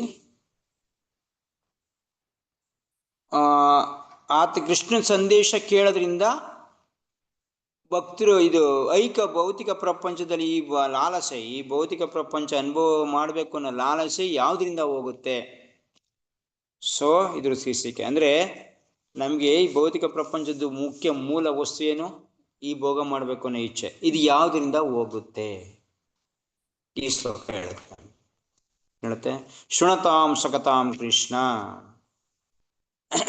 ಪರಮ ಪುರುಷ ಶ್ರೀಕೃಷ್ಣನ ಎಲ್ಲರ ಹೃದಯದಲ್ಲಿ ನೆಲೆಸಿರುವ ಪರಮಾತ್ಮ. ಸೊ ಭಗವಂತ ಪ್ರತಿಯೊಂದು ಹೃದಯದಲ್ಲೂ ನೆಲೆಸಿರುವಂತ ಪರಮಾತ್ಮ ರೂಪದಲ್ಲಿ ಪ್ರತಿಯೊಂದು ಹೃದಯದಲ್ಲೂ ನೆಲೆಸಿದ್ದಾನೆ. ಸತ್ಯನಿಷ್ಠರಾದ ಭಕ್ತರಿಗೆ ಉಪಕಾರಿ. ಯಾರು ಸತ್ಯನಿಷ್ಠರಾಗಿದ್ದಾರೋ, ಭಕ್ತರಾಗಿದ್ದಾರೋ ಅವ್ರಿಗೆ ಉಪಕಾರಿ. ಇನ್ನು ಎಲ್ಲ ಉಪಕಾರಿ ಅಂದ್ರೆ ಎಲ್ಲಾನು ಉಪಕಾರ ಮಾಡೋನು. ಆತನ ಸಂದೇಶವನ್ನು ಕೇಳಲು ಆಸೆಯನ್ನು ಬೆಳೆಸಿಕೊಂಡಿರುವ ಭಕ್ತರ ಮನಸ್ಸಿನಿಂದ ಐಹಿಕ ಭೋಗ ಲಾಲಸೆಯನ್ನು ದೂರ ಮಾಡುವನು. ನಮ್ಮ ಹೃದಯದಲ್ಲಿ ಏನಿದೆ? ಯಾಕೆ ನಮ್ ಕೃಷ್ಣ ಭಕ್ತಿ ಬರ್ತಾ ಇಲ್ಲ? ಯಾಕೆ ನಮ್ಗೆ ಭಕ್ತಿ ಮಾಡಕ್ ಮನ್ಸು ಬರ್ತಾ ಇಲ್ಲ? ಈ ಭೌತಿಕ ಪ್ರಪಂಚದ ಆಸೆ, ಭೋಗ ಮಾಡ್ಬೇಕು ಅನ್ನೋ ಇಚ್ಛೆ. ಈ ಭೌತಿಕ ಪ್ರಪಂಚದ ಇಚ್ಛೆ ಇರೋದ್ರಿಂದ ನನಗೆ ಕೃಷ್ಣ ಭಕ್ತಿ ಮೇಲೆ, ಕೃಷ್ಣನ ಮೇಲೆ ನನಗೆ ಇಚ್ಛೆ ಆಗ್ತಾ ಇಲ್ಲ, ಕೃಷ್ಣನ ಕಥೆ ಕೇಳಕ್ ಇಷ್ಟ ಆಗ್ತಾ ಇಲ್ಲ. ಯಾರು ಕೃಷ್ಣ ಸಂದೇಶದ ಮೇಲೆ ರುಚಿನ ಬೆಳೆಸ್ಕೊತಾರೆ, ಕೃಷ್ಣ ಸಂದೇಶ ಕೇಳಬೇಕು ಅನ್ನೋ ಭಕ್ತೃ ಹೃದಯದಲ್ಲಿ ಏನಾಗುತ್ತೆ? ಈ ಭೋಗ ಲಾಲಸೆ ಅನ್ನೋದು ದೂರ ಆಗುತ್ತೆ. ಸೊ ಶೃಣತಾಂ ಸಕತಾಂ ಕೃಷ್ಣ, ಕೃಷ್ಣ ಕಥೆನ ಕೇಳ್ತಾ ಇದ್ರೆ, ಕೃಷ್ಣಂದು ಲೀಲೆನ, ಕೃಷ್ಣನ ಕಥೆನ ಕೇಳ್ತಾ ಇದ್ರೆ ನಮ್ಗೇನಾಗುತ್ತೆ? ಅವನು ಭೋಗ ಲಾಲಸೆ, ನಮ್ಮ ಹೃದಯದಲ್ಲಿರುವಂತ ಈ ಭೋಗ ಮಾಡ್ಬೇಕು ಅನ್ನೋ ಲಾಲಸೆ ದೂರ ಆಗುತ್ತೆ ಕೃಷ್ಣನ ಕಥೆ ಕೇಳ್ತಾ ಕೇಳ್ತಾ. ಸೊ ಈ ಸಂದೇಶನ ಸಮರ್ಪಕ ಕೇಳುವುದೇ ಪರಮ ಪುಣ್ಯಕರ. ಇದು ಪುಣ್ಯ ಮಾಡಿರೋರು ಮಾತ್ರ ಸಿಗೋದು, ಮತ್ತೆ ಪುಣ್ಯ ಮಾಡ್ತಾ ಇರ್ಬೇಕು, ಪುಣ್ಯನೂ ಆಗ್ತಾ ಇರತ್ತೆ ಈ ಕಥೆನೆ ಕೇಳ್ತಾ ಇದ್ದಂಗೆ. ಮುಖ್ಯವಾಗಿ ಕೇಳೋನ್ ಮನಸ್ಸಲ್ಲಿ ಭೋಗ ಲಾಲಸೆ, ಈ ಭೌತಿಕ ಪ್ರಪಂಚನ ಭೋಗ ಮಾಡ್ಬೇಕು ಅನ್ನೋ ಲಾಲಸೆ ಹೋಗುತ್ತೆ. ಆದ್ರೆ ಇರೋದ್ರಿಂದನೇ ನಮ್ಗೆ ಕೃಷ್ಣ ಸಂದೇಶದಲ್ಲಿ ರುಚಿ ಇಲ್ಲ, ಕೃಷ್ಣ ನಾಮದಲ್ಲಿ ರುಚಿ ಇಲ್ಲ, ಕೃಷ್ಣನ್ ಲೀಲೆ ರೂಪ ಗುಣದ ಮೇಲೆ ನಮ್ಗೆ ರುಚಿ ಇಲ್ಲ. ಯಾವಾಗ ಈ ಭೋಗ ಲಾಲಸೆ ಹೋಗುತ್ತೋ ಅವಾಗ ಹೋಗುತ್ತೆ. ಹೆಂಗ್ ಹೋಗೋದು ಅಂತಂದ್ರೆ ಭಗವಂತನ ಸಂದೇಶನ ಕೇಳ್ತಾ ಇರೋದು, ಇದೊಂದೇ ಮದ್ದು. ಭಗವಂತನ ವಿಷಯನ ಕೇಳ್ತಾ ಇದ್ರೆ ಈ ಭೋಗ ಲಾಲಸೆ ಹೋಗುತ್ತೆ. ಈ ಹೋಗ್ತಾ ಹೋಗ್ತಾನೆ ಇನ್ನ ನಮ್ಗೆ ಆಸ್ವಾದನೆ ಬರುತ್ತೆ, ಕೃಷ್ಣನ ಕಥೆ ಕೇಳೋದ್ರಲ್ಲಿ ಆಸ್ವಾದನೆ ಬರುತ್ತೆ. ಓಕೆ, ಇದಕ್ಕಿಂತ ಮುಖ್ಯವಾಗಿ ಹರಿನಾಮ ಏನ್ ಹೇಳ್ತಾ ಇದೆ? ಈ ಭೋಗ ಲಾಲಸೆ ಹೋಗ್ಬೇಕಂದ್ರೆ ಕತೆ ಕೇಳಕ್ ಮುಂಚೆ ಹರಿನಾಮ ಜಪ, ಭಗವಂತನ ನಾಮ ಜಪ ಮಾಡು. ಓಕೆ, ಭಗವಂತನ ನಾಮ ಜಪಕ್ಕೂ ಭಗವಂತನ ಕತೆ ಕೇಳೋದಕ್ಕೂ ಏನು ವ್ಯತ್ಯಾಸ ಇಲ್ಲ, ಇದನ್ನು ತಿಳ್ಕೊಳ್ಳಿ ಫಸ್ಟ್ ಆಫ್ ಆಲ್. ಭಗವಂತನ ನಾಮ, ಭಗವಂತನ ಲೀಲೆ, ಭಗವಂತನ ಗುಣ, ಭಗವಂತನ ರೂಪ, ಇವು ಯಾವುದ್ರಲ್ಲೂ ವ್ಯತ್ಯಾಸ ಇಲ್ಲ. ಇಲ್ಲ ಕತೆ ಕೇಳ್ತಿದ್ದೀರಾ, ನೀನು ನಾಮ ಜಪ ಮಾಡ್ತಾ ಇದ್ದಂಗೆ, ನಾಮ ಜಪ ಮಾಡ್ತಾ ಇದ್ದೀರಾ ಕತೆ ಕೇಳ್ತಾ ಇದ್ದಂಗೆ, ಶ್ರವಣ ಮಾಡ್ತಾ ಇದ್ದೀರಾ ಕತೆ ಕೇಳ್ದಂಗೆ, ಭಗವಂತನ ಪ್ರಸಾದ ತಿಂದಂಗೆ, ನೀವು ಇನ್ನು ಪೂಜೆ ಮಾಡ್ತಾ ಇದ್ದೀರಾ ಭಗವಂತನ ನಾಮ ಜಪ ಮಾಡ್ದಂಗೆ. ಸೊ ಇವು ಯಾವುದ್ರಲ್ಲೂ ಕೂಡ ವ್ಯತ್ಯಾಸ ಇಲ್ಲ. ಬಟ್ ಗಮನ ಇಟ್ಟು ಮಾಡ್ಬೇಕನ್ನೋದಷ್ಟೇ ನಮ್ಗೆ. ಏನ್ ನೋಡಿ ಇಲ್ಲಿ ಸತ್ಯನಿಷ್ಠ ಆದ ಉಪಕಾರ, ಆತನ ಸಂದೇಶವನ್ನು ಕೇಳಲು ಆಸೆ ಇರಬೇಕು ನಮ್ಗೆ. ಯಾವುದೇ ವಿಷಯದ ಮೇಲೆ ನಮ್ಗೆ ಆಸೆ ಇರಬೇಕು. ನಾಮ ಜಪ ಮಾಡಿದ್ರೆ ಆಸೆ ಇರಬೇಕು, ನಿಮ್ಗೆ ಪೂಜೆ ಮಾಡ್ತಾ ಇದ್ರೆ ಆಸೆ ಇರಬೇಕು, ಕತೆ ಕೇಳ್ತಾ ಇದ್ರ ಆಸಕ್ತಿ ಇರ್ಬೇಕು, ಆಸೆ ಇರಬೇಕು. ಅವಾಗ ಮಾತ್ರ ಇದೆಲ್ಲ ಆಗೋದು. ಇದನ್ನ ಮೂಲ ಪಾಯಿಂಟ್ ತಿಳ್ಕೊಳ್ಳಿ. ನಿಮ್ಗೆ ಆಸಕ್ತಿ ಇದ್ರು ಮಾತ್ರ ಇದೆಲ್ಲ ಆಗೋದು. ಆಸಕ್ತಿ ಇಲ್ಲದ 100 ಕಾಲ ಕೇಳಿದ್ರು ಏನ್ ಪ್ರಯೋಜನ ಇಲ್ಲ. ಸುಮ್ಮನೆ ಏನೋ ಕತೆ ಕೇಳ್ತೀವಿ, ಒಂದ್ ಸ್ವಲ್ಪ ಆನಂದ ಆಗುತ್ತೆ, ಸ್ವಲ್ಪ ಏನೋ ಆಗುತ್ತೆ, ಹಂಗೋ ಹಿಂಗೋ ಕೃಷ್ಣ ಪ್ರಜ್ಞೆಯಲ್ಲಿ ಇರ್ತೀವಿ ಅಷ್ಟೇ. ಸೊ ಅದರಿಂದ ಭಗವಂತನ ನಾಮಕ್ಕೆ ಹೋಗಕ್ಕಾಗಲ್ಲ. ಪುಣ್ಯ, ಸೊ ಈ ಕಥನ್ ಕೇಳದೆ ಪುಣ್ಯಕರವಾಗಿರೋದು. ಪುಣ್ಯ ಮಾಡಿರೋ ಮಾತ್ರ ಕೇಳಕ್ಕಾಗೋದು. ಓಕೆ, ಭಾರತದಲ್ಲಿ ಪರಮಪುರುಷ ಶ್ರೀಕೃಷ್ಣ ಬೇರೆಯಲ್ಲ, ಆತನ ಸಂದೇಶ ಬೇರೆಯಲ್ಲ. ಸೊ ಅವಾಗ ಹೇಳಿದ್ವಲ್ಲ, ಕೃಷ್ಣ ಬೇರೆಯಲ್ಲ, ಅವನ ಸಂದೇಶ ಬೇರೆಯಲ್ಲ. ಆದ್ದರಿಂದ ಎಲ್ಲೆಲ್ಲಿ ಭಗವಂತನ ದೋಷ ದೂರವಾದ ಮಹಾತ್ಮೆಯ ವರ್ಣನೆ ಮತ್ತು ಶ್ರವಣ ನಡೆಯುತ್ತದೆಯೋ ಅಲ್ಲೆಲ್ಲ ಭಗವಾನ್ ಕೃಷ್ಣ ದಿವ್ಯ ಧ್ವನಿಯ ರೂಪದಲ್ಲಿ ಉಪಸ್ಥಿತನಾಗಿರುತ್ತಾನೆ. ಸೊ ಕೃಷ್ಣ ಬೇರೆ ಎಲ್ಲೂ ಇಲ್ಲ, ವೈಕುಂಠಲಿಲ್ಲ, ಅವನು ಹೃದಯಗಳ ಯೋಗಿಗಳ ಹೃದಯದಲ್ಲಿಲ್ಲ. ಎಲ್ಲಿದ್ದಾನೆ? ಎಲ್ಲಿ ಅವನು ನಾಮ ರೂಪ ಗುಣ ಲೀಲೆದು ಪ್ರಸಂಗದ ಚರಿತ್ರೆ ನಡೀತಾ ಇರುತ್ತೋ ಅಲ್ಲಿ ನಾನಿದ್ದೀನಿ ಅಂತ ಕೃಷ್ಣ ಹೇಳ್ತಾನೆ. ಸೊ ಇಲ್ಲಿ ಅವನ ಧ್ವನಿ ರೂಪದಲ್ಲಿ ಇಲ್ಲಿದ್ದಾನೆ. ಅಂದ್ರೆ ಅವನು ಕೃಷ್ಣ ಅಂತ ಹೇಳ್ತಾ ಇದೀವಲ್ಲ, ಅವನ ಧ್ವನಿ ರೂಪನೇ, ಅದು ಭಗವಂತ ಇದ್ದಾನೆ. ಸೊ ಅಂದ್ರೆ ಕೃಷ್ಣ ಎಲ್ಲಿ ನಾವು ಭಗವಂತನ ಬಗ್ಗೆ ವಿಷಯ ಮಾತಾಡ್ತಾ ಇದೀವೋ ಅಲ್ಲಿ ಕೃಷ್ಣ ಇರ್ತಾನೆ. ಯಾವ ರೂಪದಲ್ಲಿ? ಇವಾಗ ಇಲ್ಲಿ ಭಗವಂತನ ಹೊಗಳ್ತಾ ಇದೀವಿ, ಧ್ವನಿ ರೂಪದಲ್ಲಿ ಇದ್ದಾನೆ. ಸೊ ನಾಮ ಜಪ ಮಾಡ್ತಾ ಇದೀವಿ, ನಾಮ ರೂಪದಲ್ಲಿ ಇರ್ತಾನೆ. ಪೂಜೆ ಮಾಡ್ತಾ ಇದೀವಿ, ಕೃಷ್ಣ ಅವನ ರೂಪದಲ್ಲಿ ಇರ್ತಾನೆ. ಸೊ ಈ ತರ ಪ್ರತಿ ಒಂದು ಕಡೆ ಭಗವಂತ ಎಲ್ಲಿ ಅವನು ಇದು ನಡೀತಾ ಇರುತ್ತೋ ಅಲ್ಲಿ ಕೃಷ್ಣ ಇರ್ತಾನೆ ಎನ್ನುವುದು ಸುಸ್ಪಷ್ಟವಾಗಿದೆ. ದಿವ್ಯ ಧ್ವನಿಯು ಸ್ವತಃ ಭಗವಂತನಷ್ಟೇ ಶಕ್ತಿ ಸಂಪನ್ನವಾಗಿದೆ. ಇದನ್ನೆಲ್ಲ ಚರ್ಚೆ ಮಾಡಿದ್ವಿ ನಾವು ಹಿಂದೆಗಡೆ. ನಾಮದಲ್ಲಿ ಇದು ಮಾಡಿ ನಾಮಾಮೃತದಲ್ಲಿ ಮಾಡ್ತಾ ಇದೀವಲ್ಲ, ಅವನ ದಿವ್ಯ ಧ್ವನಿ, ಭಗವಂತನ ಧ್ವನಿ ಅಂದ್ರೆ ನಾಮ ಭಗವಂತನಷ್ಟೇ ಶಕ್ತಿಶಾಲಿ. ಈವನ್ ಭಗವಂತನಿಗಿನ್ನ ಜಾಸ್ತಿ ಶಕ್ತಿಶಾಲಿ ಒಂದು ನಾಮ. ನಾಮದಿಂದ ಉದ್ಧಾರ ಆಗಿರೋರು ಜಾಸ್ತಿನೇ ಹೊರತು ಭಗವಂತನಿಂದ ಉದ್ಧಾರ ಆಗಿರೋ ಲೆಕ್ಕ ಇಟ್ಕೊಂಡ್ಬಿಡ್ಬೋದು ಕೈಲಿ ಬೆಳ್ಳಕ್ಕೆಲ್ಲ. ಆದ್ರೆ ನಾಮದಿಂದ ಉದ್ಧಾರ ಮಾಡಿರೋರು ಅಸಂಖ್ಯ. ಭಗವಂತನ ನಾಮನೇ ಅವನಿಗಿನ ಸರ್ವಶಕ್ತಿ. ಸೊ ಭಗವಂತನ ಪವಿತ್ರ ನಾಮ ಆತನ ಎಲ್ಲಾ ಸಾಮರ್ಥ್ಯವನ್ನು ಹೊಂದಿದೆ. ಪ್ರತಿಯೊಂದು ಸಾಮರ್ಥ್ಯ, ಇದನ್ನ ಚರ್ಚೆ ಮಾಡಿದಷ್ಟೇ, ಎಲ್ಲಾ ಸಾಮರ್ಥ್ಯನ ಅವನ ನಾಮ ಹೊಂದಿದೆ. ಆತನು ಎಷ್ಟೇ ಸಮರ್ಥನಾದ ಅಸಂಖ್ಯ ನಾಮಗಳು ಅಷ್ಟೇ ಸಮರ್ಥವಾದ ಅಸಂಖ್ಯ ನಾಮಗಳನ್ನು ಕಣಿಸಿದ್ದಾನೆ. ಅವನ ನಾಮ ಒಂದಲ್ಲ ಎರಡಲ್ಲ, ಎಷ್ಟು ಅಸಂಖ್ಯ ನಾಮಗಳಿದೆ ಅವನು ಭಗವಂತನಿಗೆ, ಅಸಂಖ್ಯ ನಾಮ. ಇದನ್ನು ಚೈತನ್ಯ ಮಹಾಪ್ರಭು ಶಿಷ್ಟಾಷ್ಟಕದಲ್ಲಿ ಮುಂದಿನ ಶ್ಲೋಕದಲ್ಲಿ ನಾವು ಅದನ್ನ ಪಾಠ ಮಾಡ್ತೀವಿ. ನಮ್ಮ ಶಿಷ್ಟಾಷ್ಟಕದಲ್ಲಿ ಸ್ಪಷ್ಟವಾಗಿ ಘೋಷಿಸಲಾಗಿದೆ, ಅಲ್ಲಿ ಸಮಯದ ನಿರ್ಬಂಧವಿಲ್ಲ. ತನ್ನ ಅನುಕೂಲಕ್ಕೆ ತಕ್ಕಂತೆ ಯಾರು ಬೇಕಾದರೂ ಆತನ ಪವಿತ್ರ ನಾಮವನ್ನು ಚಿತ್ತವಿಟ್ಟು ಆದರಪೂರ್ವಕವಾಗಿ ಭಜಿಸಬಹುದು. ಭಗವಂತ ಅದೆಷ್ಟು ದಯಾಮಯ. ಆತ ದಿವ್ಯ ಧ್ವನಿಯ ರೂಪದಲ್ಲಿ ನಮ್ಮೆದುರಿಗೆ ತಾನೇ ಉಪಸ್ಥಿತನಾಗಿದ್ದಾನೆ. ಆದರೆ ದುರ್ದೈವವಶಾತ್ ಭಗವಂತನ ನಾಮ ಮತ್ತು ಕ್ರಿಯೆಗಳ ಸಂಕೀರ್ತನೆಯಲ್ಲಿ ಶ್ರವಣದಲ್ಲಿ ನಮಗೆ ರುಚಿ ಇಲ್ಲವಲ್ಲ. ಸೊ ನಮಗೆ ಭಗವಂತ ತನ್ನ ಶಕ್ತಿನ ತನ್ನ ನಾಮದಲ್ಲಿ ತುಂಬಿದ್ದಾನೆ. ಚೈತನ್ಯ ಮಹಾಪ್ರಭು ಹೇಳ್ತಾ ಇದ್ರೆ, ತನ್ನ ನಾಮದಲ್ಲಿ ಭಗವಂತ ಎಲ್ಲಾ ಶಕ್ತಿನ ತುಂಬಿದ್ದಾನೆ. ಶಕ್ತಿ ಇದೆ ನಾಮದಲ್ಲಿ, ಆದ್ರೆ ಆ ನಾಮದ ಶಕ್ತಿ ಇದೆ, ನನಗೆ ಅದನ್ನು ತಗೊಳಕ್ಕೆ ನನಗೆ ಅದ್ರಲ್ಲಿ ರುಚಿ ಇಲ್ಲ. ಯಾಕೆ ರುಚಿ ಇಲ್ಲ? ಪ್ರಭುಪಾದ ಹೇಳ್ತಾರೆ ನೋಡಿ, ಪವಿತ್ರ ನಾಮವನ್ನು ಕೀರ್ತಿಸುವುದರಲ್ಲಿ, ಶ್ರವಣ ಮಾಡುವುದರಲ್ಲಿ ರುಚಿಯನ್ನು ಬೆಳೆಸಿಕೊಳ್ಳುವುದರ ಬಗ್ಗೆ ಆಗಲೇ ನಾವು ಚರ್ಚಿಸಿದ್ದೇವೆ. ಭಗವಂತನ ಶುದ್ಧ ಭಕ್ತರ ಸೇವೆ ಮಾಡುವುದರಿಂದಲೇ ಇದು ಸಾಧ್ಯ. ಯಾಕೆ ರುಚಿ ಇಲ್ಲ ನಮ್ಗೆ? ನಾವು ಶುದ್ಧ ಭಕ್ತರ ಬಗ್ಗೆ ಅನಾದರ ಮಾಡ್ತಾ ಇಲ್ಲ, ಅವ್ರ ಬಗ್ಗೆ ತಾಸರ ಮಾಡಿದೀವಿ, ಅವ್ರ ಸೇವೆ ಮಾಡ್ತಾ ಇಲ್ಲ, ಅವ್ರ ಕಂಡ್ರೆ ಆಗೋದಿಲ್ಲ. ಸೊ ಇದರಿಂದ ನಮ್ಗೆ ಏನಾಗ್ತಾ ಇದೆ, ಭಗವಂತನ ನಾಮದಲ್ಲಿ ನಮ್ಗೆ ರುಚಿ ಸಿಗ್ತಾ ಇಲ್ಲ. ಪಾಯಿಂಟ್ ಇಲ್ಲಿ ಅದು ಎಲ್ಲಿವರೆಗೆ ಬರಲ್ವೋ, ಭಗವಂತ ನಾಮನ ಸುಮ್ಮನೆ ಮಾಡ್ತಾ ಇರ್ತೀವಿ, ಏನೋ ಗಿಣಿಪಟ. ಓಕೆ, ಗಿಣಿ ಏನ್ ಮಾಡುತ್ತೆ, ಹೇಳ್ತಾ ಇರುತ್ತೆ, ಬಟ್ ಅರ್ಥ ಗೊತ್ತಾಗ್ತಾ ಇದೆಯಾ ಅದಕ್ಕೆ? ಸೊ ಆ ಥರ ಮಾಡ್ತಾ ಇರ್ತೀವಿ ಅಷ್ಟೇ. ಸೊ ಎಲ್ಲಿವರೆಗೆ ನಾವು ಭಗವಂತನ ಭಕ್ತರು ಸೇವೆ ಮಾಡಲ್ವಾ, ಅಲ್ಲಿವರೆಗೆ ನಾಮದಲ್ಲಿ ರುಚಿ ಸಿಗಲ್ಲ. ನೆಕ್ಸ್ಟ್, ಭಗವಂತ ತನ್ನ ಭಕ್ತರಲ್ಲಿ ಪರಸ್ಪರ ಪ್ರತಿಸ್ಪರ್ಧಿಸುತ್ತಾನೆ. ಭಕ್ತನು ಭಗವಂತನ ದಿವ್ಯ ಸೇವೆಗೆ ತೊಡಗುವುದರಲ್ಲಿ ಸಂಪೂರ್ಣ ವಿಧೇಯನಾಗಿರುವುದನ್ನು, ತನ್ಮೂಲಕ ಭಗವಂತನ ಬಗ್ಗೆ ಶ್ರವಣ ಮಾಡಲು ತವಕ ತೋರುವುದನ್ನು ಕಂಡಾಗ ಭಕ್ತನು ತನ್ನ ಸನ್ನಿಧಿಗೆ ಸುಲಭವಾಗಿ ಮರಳಿ ಬರಲು ಅನುಕೂಲವಾಗುವಂತೆ ಆಂತರ್ಯದಲ್ಲಿ ಭಗವಂತ ಪ್ರೇರಣೆ ನೀಡುತ್ತಾನೆ.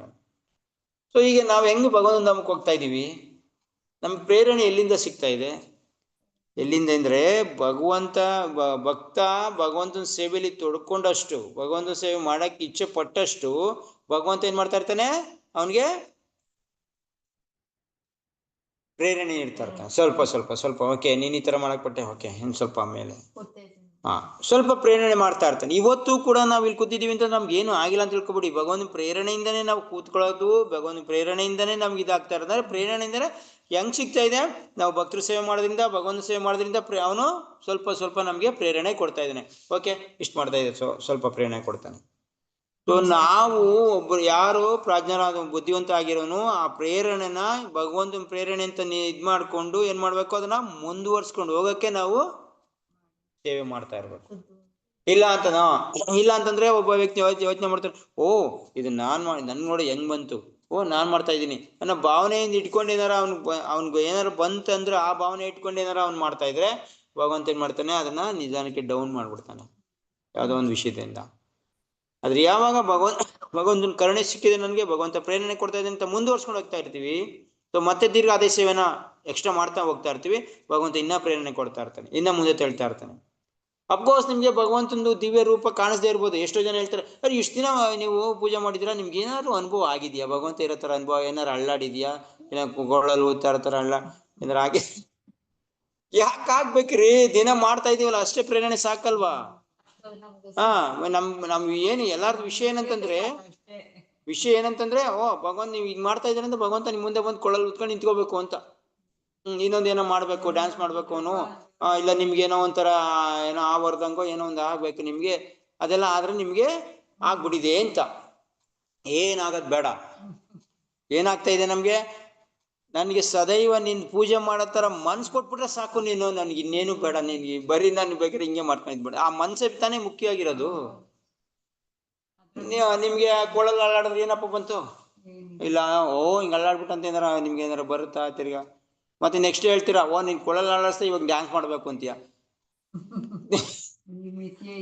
ಹಂಗೆ ತಾನೇ ಹೇಳೋದು. ಇವತ್ತೇನ ಹಂಗಾಯ್ತು, ಅದಕ್ಕಿಂತ ಮೇಲೆ ಆಗ್ಲೇಬೇಕು ನಿಮ್ಗೆ ಏನಾದ್ರು, ಇಲ್ಲಾಂದ್ರೆ ಆನಂದ ಸಿಕ್ಬಿಡುತ್ತೆ. ಸೊ ಅದೇನು ಆಗೋದ್ ಬೇಡ, ಜಸ್ಟ್ ನಮ್ಗೆ ಆ ಪ್ರಜ್ಞೆ ಇದ್ರೆ ಸಾಕು. ನನ್ಗೆ ಇಲ್ಲಪ್ಪ ಬೆಳಿಗ್ಗೆ ಹೇಳ್ಬೇಕು, ಮಂಗಳಾರತಿ ಮಾಡ್ಬೇಕು ಅನ್ನೋ ಪ್ರಜ್ಞೆ ಇದ್ರೆ ಭಗವಂತ ಪ್ರೇರಣೆ ಕೊಡ್ತಾ ಇದ್ದಾನೆ ಅಂತ ತಿಳ್ಕೊಳ್ಳಿ.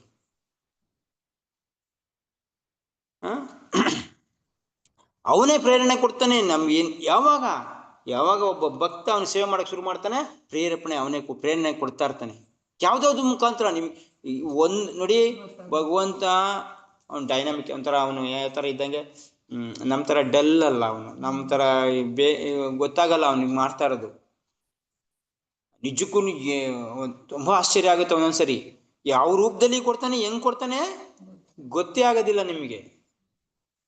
ಅದನ್ನ ಅನಲೈಸ್ ಮಾಡಕ್ಕೇನೆ ತುಂಬಾ ಕಷ್ಟ ಆಗುತ್ತೆ. ಅನ್ಸ್ಬಿಡುತ್ತೆ ಅವ್ನಿಗೇನು ನಾನೇ ಮಾಡಿದ್ರಿಂದ ಇದಾಯ್ತು ಅಂತ. ಆದ್ರೆ ಭಗವಂತ ಅದನ್ನ ತುಂಬಾ ಟೆಕ್ನಿಕಲ್ ಆಗಿ ತುಂಬಾ ನಮ್ಗೆ ಆಶ್ಚರ್ಯ ಆಗೋ ತರ ಇದ್ ಮಾಡ್ತಾನೆ. ಭಗವಂತಂಗೆ ಸಿಲ್ಲಿ ಬಿಡಿ, ನಮ್ಗೆ ಅದು ತುಂಬಾ ಏನೋ ಅದ್ಭುತ ಅನಿಸುತ್ತೆ. ಆದ್ರೆ ಸುಮ್ಮನೆ ಸಿಂಪಲ್ ಆಗಿ ಅನ್ಕೊಂಡ್ರೆ ಓಕೆ ಭಗವಂತ ಈ ತರ ಕರುಣೆ ಮಾಡಿದೆ ಅಂತ ಸುಮ್ಮನೆ ಸಿಂಪಲ್ ಆಗಿ ನಾವು ಅನ್ಕೊಂಡು ಹೋಗ್ಬೋದು. ಯಾರು ಇದನ್ನ ತುಂಬಾ ಡೀಪ್ ಆಗಿ ತಗೊಂಡು ಅವ್ನು ನನ್ನಿಂದ ಆಯ್ತು ಅಂತ ಅನ್ಕೋತಾನೆ, ಭಗವಂತ ಅದನ್ನ ಡೌನ್ ಮಾಡ್ತಾನೆ. ಮತ್ತೆ ತಿರ್ಗಿ ಆ ಲೆವೆಲ್ಗೆ ಹೋಗಕ್ಕೆ ಇನ್ನೊಂದಷ್ಟು ಸಾಧನೆ ಮಾಡ್ಬೇಕು. ಅದು ಬಿಟ್ಟು ಏನಾರ ಭಗವಂತನ ಕರುಣೆ ಈ ತರ ಸಿಕ್ಕಿದೆ ಅಹಂಕಾರ ಪಡೆದ್ರೆ ಹೋಗ್ತಾ ಇದ್ರೆ ಇಮಿಡಿಯೇಟ್ ಹಿಂದೆಗಡೆ ಅದು ಬರ್ತಾನೆ ಇರುತ್ತೆ, ಪ್ರೇರಣೆ ಅನ್ನೋದು ಬರ್ತಾನೆ ಇರುತ್ತೆ. ಮುಂದೆ ಹೋಗಕ್ಕೆ ತುಂಬಾ ಸುಲಭ ಆಗುತ್ತೆ. ಯಾವಾಗ ಇದೆಲ್ಲ ಆಗದು, ಯಾವಾಗ ಭಕ್ತರಿಗೆ ಸೇವೆ ಮಾಡ್ತಾ ಇರುವಾಗ. ಭಗವಂತ ತುಂಬಾ ಪ್ರೇರಣೆ ಕೊಡೋದು ಯಾವಾಗ? ಭಕ್ತರು ಸೇವೆ ಮಾಡಿದಾಗ. ಸೊ ತನ್ನ ಸಾಮ್ರಾಜ್ಯಕ್ಕೆ ನಮ್ಮನ್ನು ಮರಳಿ ಕೊಂಡೊಯ್ಯಲು ನಾವು ಬಯಸುವುದಕ್ಕಿಂತ ಹೆಚ್ಚಾಗಿ ಭಗವಂತನೇ ಆತುರನಾಗಿರುತ್ತಾನೆ. ನಮ್ಮನ್ನ ಭಗವಂತ ನಮ್ಗೆ ನಾವೇಂದ್ರ ಹೋಗ್ತೀವಿ ಅಂತ ಹೇಳಿಲ್ಲ, ಒಂದ್ ಹೆಜ್ಜೆ ಇಟ್ರೆ ಅವ್ನು 10 ಹೆಜ್ಜೆ ಮುಂದೆ ಬಂದಿರ್ತಾನೆ ನಮ್ ಕಡೆ. ನಾವು ಒಂದ್ ಹೆಜ್ಜೆ ಭಗವಂತನ ಕಡೆ ಇಟ್ರೆ ಭಗವಂತ 10 ಹೆಜ್ಜೆ ಮುಂದೆ ಬಂದಿರ್ತಾನೆ. ಅಂದ್ರೆ ಅಷ್ಟು ಬೇಗ ಭಗವಂತ ನಮ್ ಕಂಡ್ರೆ ತುಂಬಾ ಇದಾಗಿರೋನು. ನಾವು ಭಗವಂತನ ಕಡೆ ಭಗವಂತನ ಧಾಮಕ್ಕೆ ಹೋಗಕ್ಕೆ ಒಂದ್ ಹೆಜ್ಜೆ ಇಟ್ರೆ ಅವ್ನು 10 ಹೆಜ್ಜೆ ಮುಂದೆ ಬಂದ ಅಂದ್ರೆ ಅರ್ಥ ಧಾಮ ಅನ್ನೋದು 10 ಹೆಜ್ಜೆ ಮುಂದೆ ಬಂದಿರುತ್ತೆ. ಸಾಧನೆ ಮಾಡ್ತೇನೆ, ಅದ್ರ ತಕ್ಕನಾಗಿ ಭಗವಂತ ಬೇಗ ಹತ್ರ ಆಗ್ತಾನೆ ಇರ್ತಾನೆ.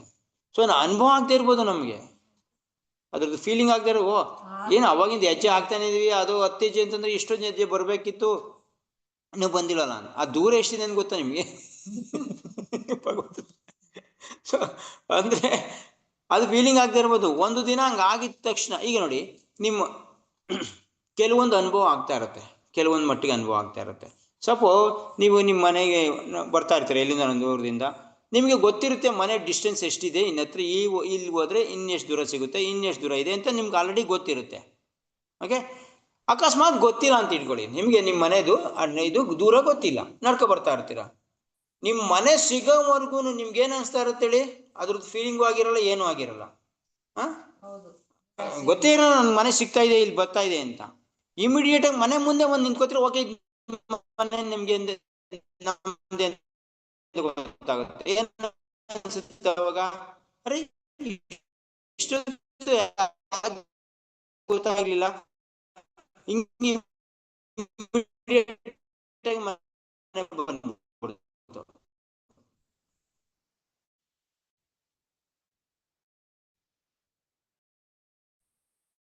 ಎಷ್ಟು ಆನಂದ ಆಗುತ್ತೆ ಅವಾಗ.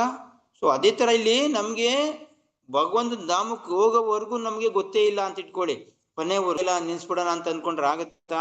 ಇಲ್ಲ, ಇಲ್ಲದೆ ನಮ್ಗೆ ಫೀಲಿಂಗ್ ಆಗ್ತಾ ಇಲ್ಲ ಅಷ್ಟೇ. ಅದು ನಾವ್ ಎಷ್ಟೊಂದು ದೂರ ಕ್ರಮ ಮಾಡ್ಬೇಕು ಅನ್ನೋ ಒಬ್ಬೊಬ್ಬ ಆಚೆ ಬಂದ್ಬಿಡೋನಿದ್ದಾನೆ. ಇದ್ರಾಗ್ಲಿ ಎಲ್ಲಿವರೆಗೂ ಪ್ರಯತ್ನ? ಕೊನೆ ಮುಟ್ಟವರೆಗೂ ಪ್ರಯತ್ನ ಇರಬೇಕು. ಅದನ್ನ ನಿಲ್ಲಿಸ್ಬಿಟ್ಟು ವಾಪಸ್ ಬಂದ್ವು, ಇನ್ನೊಂದ್ ಕಡೆ ಹೋಗ್ಬಿಟ್ವು, ಹಂಗಾದ್ರೆ ಮನೆ ಸಿಗುತ್ತೆ ಇಲ್ಲ, ಪ್ರಯತ್ನ ಮಾಡ್ತಾನೆ ಇರ್ಬೇಕು ಸರಿಯಾಗಿ. ಸೊ ಪ್ರಯತ್ನ ಮಾಡಿದಷ್ಟು ನಮ್ಗೆ ಫಲ ಸಿಗುತ್ತೆ. ಪ್ರಯತ್ನ ಹೆಂಗ್ ಮಾಡ್ತಾ ಇರ್ತೀವಿ ಅದ್ರ ಮೇಲೆ ನನ್ಗೆ ಫಲ ಸಿಗ್ತಾ ಇರುತ್ತೆ. ಸೊ ಅದರಿಂದ ಇದೀಗ ನೋಡಿ, ಹೆಂಗೆ ನನಗೆ ನನ್ನ ಪ್ರಯತ್ನದಲ್ಲಿ ನಾನು ಭಗವಂತ ಪ್ರಯತ್ನ ಮಾಡ್ತಾ ಇದ್ದೀನಿ, ನನ್ಗೆ ಹೆಂಗೆ ಇವಾಗ ನಾನು ಸಕ್ಸಸ್ ಆಗ್ತೀನಿ ಅಂತ ಏನ್ ಗ್ಯಾರಂಟಿ ಹೇಳ್ತೀರಾ? ಅದೇ ಆಧ್ಯಾತ್ಮಿಕ ಪ್ರಪಂಚದಲ್ಲಿ ಹೆಂಗೆ ನೀವು ನಾನು ಸಕ್ಸಸ್ ಆಗ್ತೀನಿ ಅಂತ ಗ್ಯಾರಂಟಿ ಇರುತ್ತೆ ನಿಮ್ಗೆ?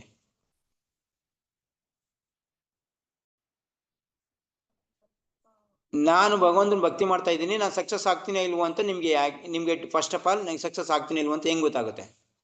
ಗ್ಯಾರಂಟಿ ಹೆಂಗ್ ಮಾಡ್ಕೋತೀರಾ ನೀವು? ಆಗ್ತಾ ಇರುತ್ತೆ. ಆಮೇಲೆ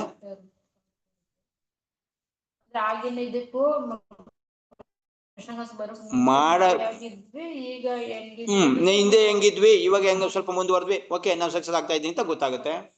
ಇನ್ನೊಂದು ತುಂಬಾ ನಮ್ಗೆ ಇದಿರ್ಬೇಕು, ಮುಖ್ಯವಾಗಿ ನಮ್ಗೆ ನಾನು ಮಾಡ್ತಾ ಇರೋದು ಭಗವಂತನ ಭಕ್ತಿ.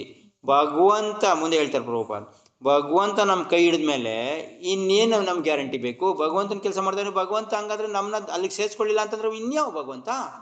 ಇನ್ನೆಂಗೆ ನಮ್ ಕೈ ಹಿಡಿದು ಕರ್ಕೊಂಡು ಹೋಗ್ಲಿಲ್ಲ ಅಂತಂದ್ರೆ ಇನ್ಯಾವ ಇದು ಆಗ್ತಾನೆ ಅವನು ಭಗವಂತ ಅನ್ಸ್ಕೊತಾನೆ? ಸೊ ನಮ್ಗೆ ಅಷ್ಟು ಭಗವಂತನ ಮೇಲೆ ಅಷ್ಟೊಂದು ನಿಖರವಾಗಿರಂತ ಇದಿರ್ಬೇಕು, ನಂಬಿಕೆ ಇರ್ಬೇಕು. ಭಗವಂತನ ಇದ್ ಮಾಡ್ತಾ ಇದ್ದೀನಿ ನಾನು, ಭಗವಂತ ಗ್ಯಾರಂಟಿ ನನ್ನ ಕುರುಡ ಆಗ್ಲಿ ಮೂಕ ಆಗ್ಲಿ ನನ್ ಕುಂಟ ಆಗ್ಲಿ ಏನೇ ಆಗ್ಲಿ ಭಗವಂತ ನಡ್ಸ್ಕೊಂಡು ಹೋಗ್ತಾನೆ. ಸೊ ಇದ್ರ ಮೇಲೆ ನಂಬಿಕೆ ಇದ್ರೆ ಗ್ಯಾರಂಟಿ ಭಗವಂತ ನಾವು ಮುಡ್ತೀವಿ. ಇದನ್ನೇ ನಂಬಿಕೆ ಅಂತ ಇರೋದು. ನಮ್ಗೆ ನಂಬಿಕೆ ಇರ್ಬೇಕಷ್ಟೇ ಭಗವಂತನ ಮೇಲೆ. ಇಲ್ಲ ನಾನು ಭಕ್ತಿ ಮಾಡ್ತಾ ಇರೋದು ಸರಿ, ಭಗವಂತನ ಭಕ್ತಿ ಮಾಡ್ತಾ ಇದ್ರೆ ನಾನು ಭಗವಂತ ಗ್ಯಾರಂಟಿ ತಲುಪಿಸ್ತಾನೆ, ಈ ನಂಬಿಕೆ ಇಟ್ಟು ಏನಾರ ಮಾಡ್ತಾ ಇದ್ರೆ ಗ್ಯಾರಂಟಿ ಇದೆ. ಡೌಟ್ ಇದ್ರೆ ಇಲ್ಲ, ಆಗಲ್ಲ. ನಿಮ್ಗೆ ಆ ನಂಬಿಕೆ ಬರೋವರೆಗೂ ಭಗವಂತ ಭಕ್ತಿ ಮಾಡ್ತಾನೆ ಇರ್ಬೇಕಾಗತ್ತ. ಡೌಟ್ ಇದ್ರೆ ಏನು ಭಕ್ತಿಯಿಂದ ಹಾಳಾಗಲ್ಲ, ನೀವು ಇದನ್ನ ತಿಳ್ಕೊಳ್ಳಿ. ಭಕ್ತಿಯಿಂದ ಡೌಟ್ ಇದ್ರೆ ಭಕ್ತಿ ಮಾಡ್ತಾನೆ ಇರ್ತೀರಾ, ಬಟ್ ಡೌಟ್ ಅಲ್ಲಿ ಮಾಡ್ತಾ ಇರ್ತೀರಾ, ಭಗವಂತಂದು ಸಿಗೋದು ನಿಧಾನ ಆಗ್ತಾ ಇರುತ್ತೆ.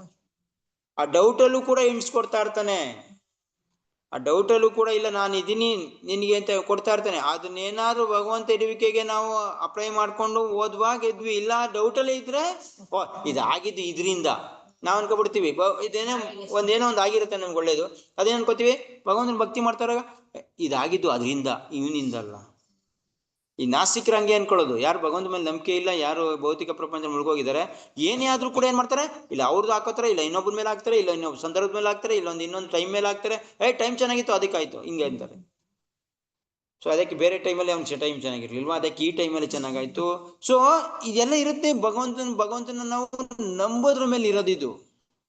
ಒಂದ್ಸರಿ ನೋಡಿ ಅದು ಭಗವಂತನ ಕಡೆಯಿಂದ ಆಗ್ಲಿಲ್ಲ, ನಮ್ಮ ಕರ್ಮದ ಕಡೆಯಿಂದನೇ ಆಗ್ಲಿ, ಅದ್ ಬೇರೆ ಪ್ರಶ್ನೆ.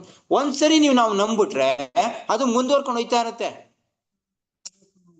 ನಮ್ ಕರ್ಮದಲ್ಲಿ ಆಯ್ತು ಅಂತ ಇಟ್ಕೊಳ್ಳಿ ಒಂದ್ ಕೆಲ್ಸ, ಇದು ಭಗವಂತನಿಂದ ಆಯ್ತು ಅಂತ ಏನಾರು ಅನ್ಕೊಂಡ್ರೆ, ನೀವು ಭಗವಂತನ ಮಧ್ಯಕ್ಕೆ ತಂದಿದ್ರಿಂದ ಅಯ್ಯೋ ನನ್ ಮಧ್ಯಕ್ಕೆ ತಾನೆ ಇರಪ್ಪ, ನಾನೇ ಒಳ್ಳೇದ್ ಮಾಡೋಣ ಅಂತ ಅವನೇ ಬರ್ತಾನೆ. ಯಾಕೆ ಬರಲ್ಲ?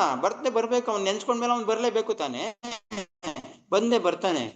ಇಲ್ಲಿ ಚಾಲೆಂಜ್ ವಿಷಯ ಎಲ್ಲ ಹೇಳ್ತಾ ಇರೋದು, ನಂಬಿಕೆ ಮೇಲೆ ಹೇಳ್ತಾ ಇದೀವಿ. ನಂಬಿಕೆ ಅಲ್ವಾ ಅಂದ್ಮೇಲೆ ಅದಕ್ಕೆ ಬಂದೇ ಬರ್ತಾನೆ, ಅವನೇನ್ ಮೋಸ ಮಾಡೋನಲ್ಲ.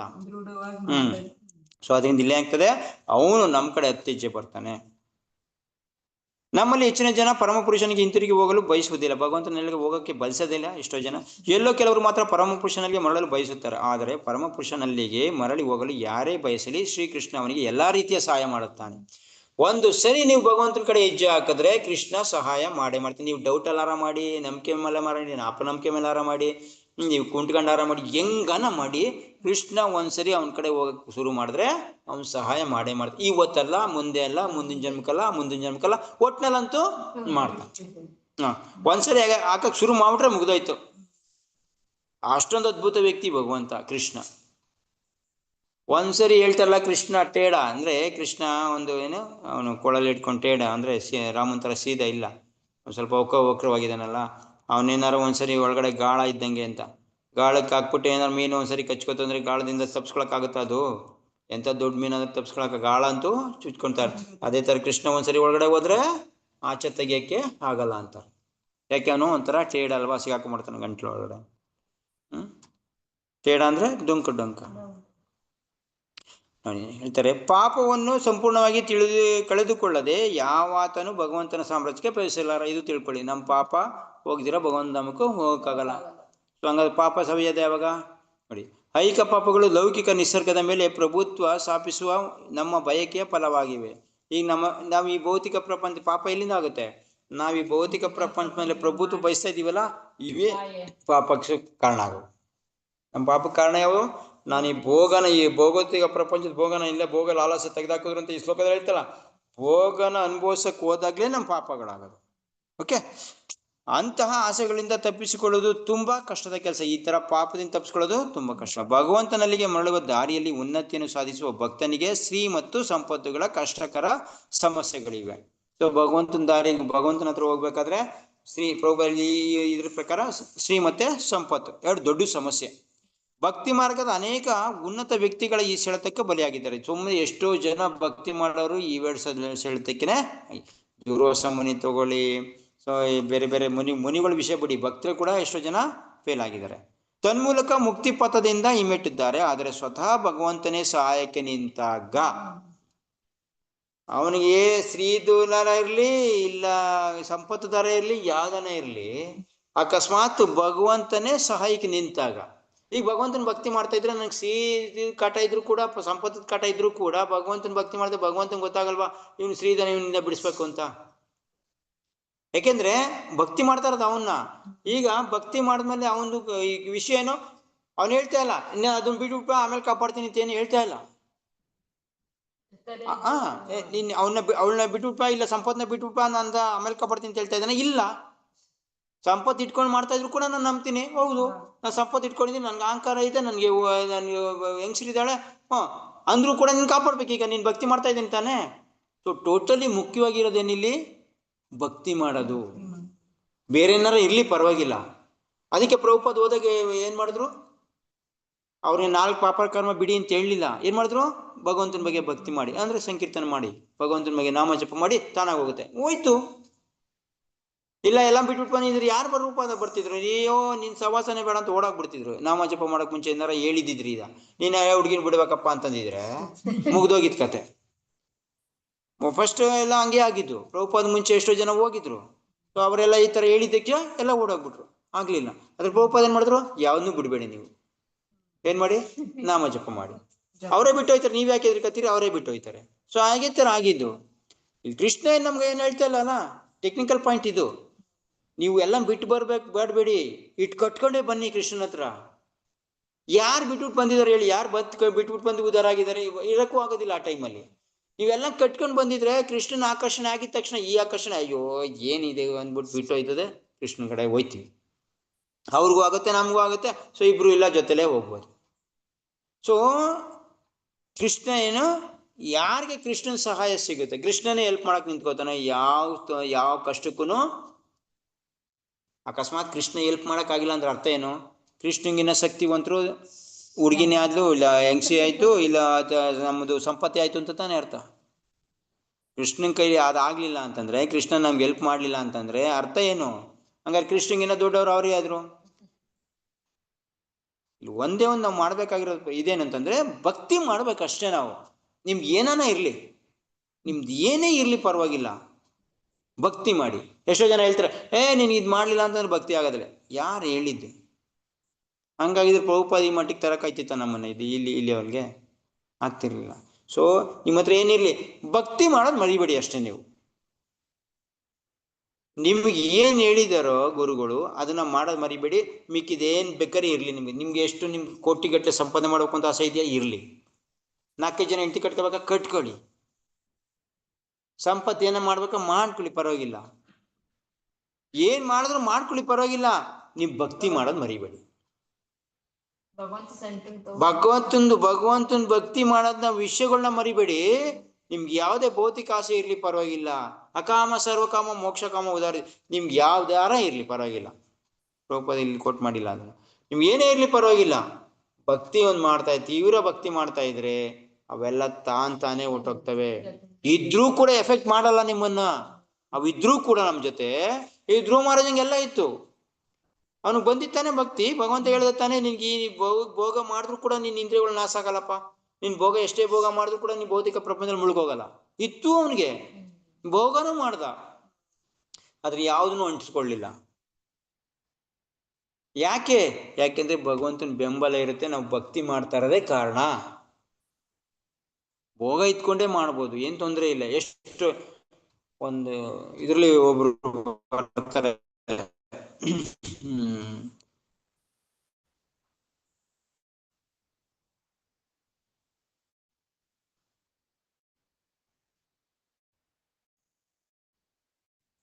ಪುಂಡರಿ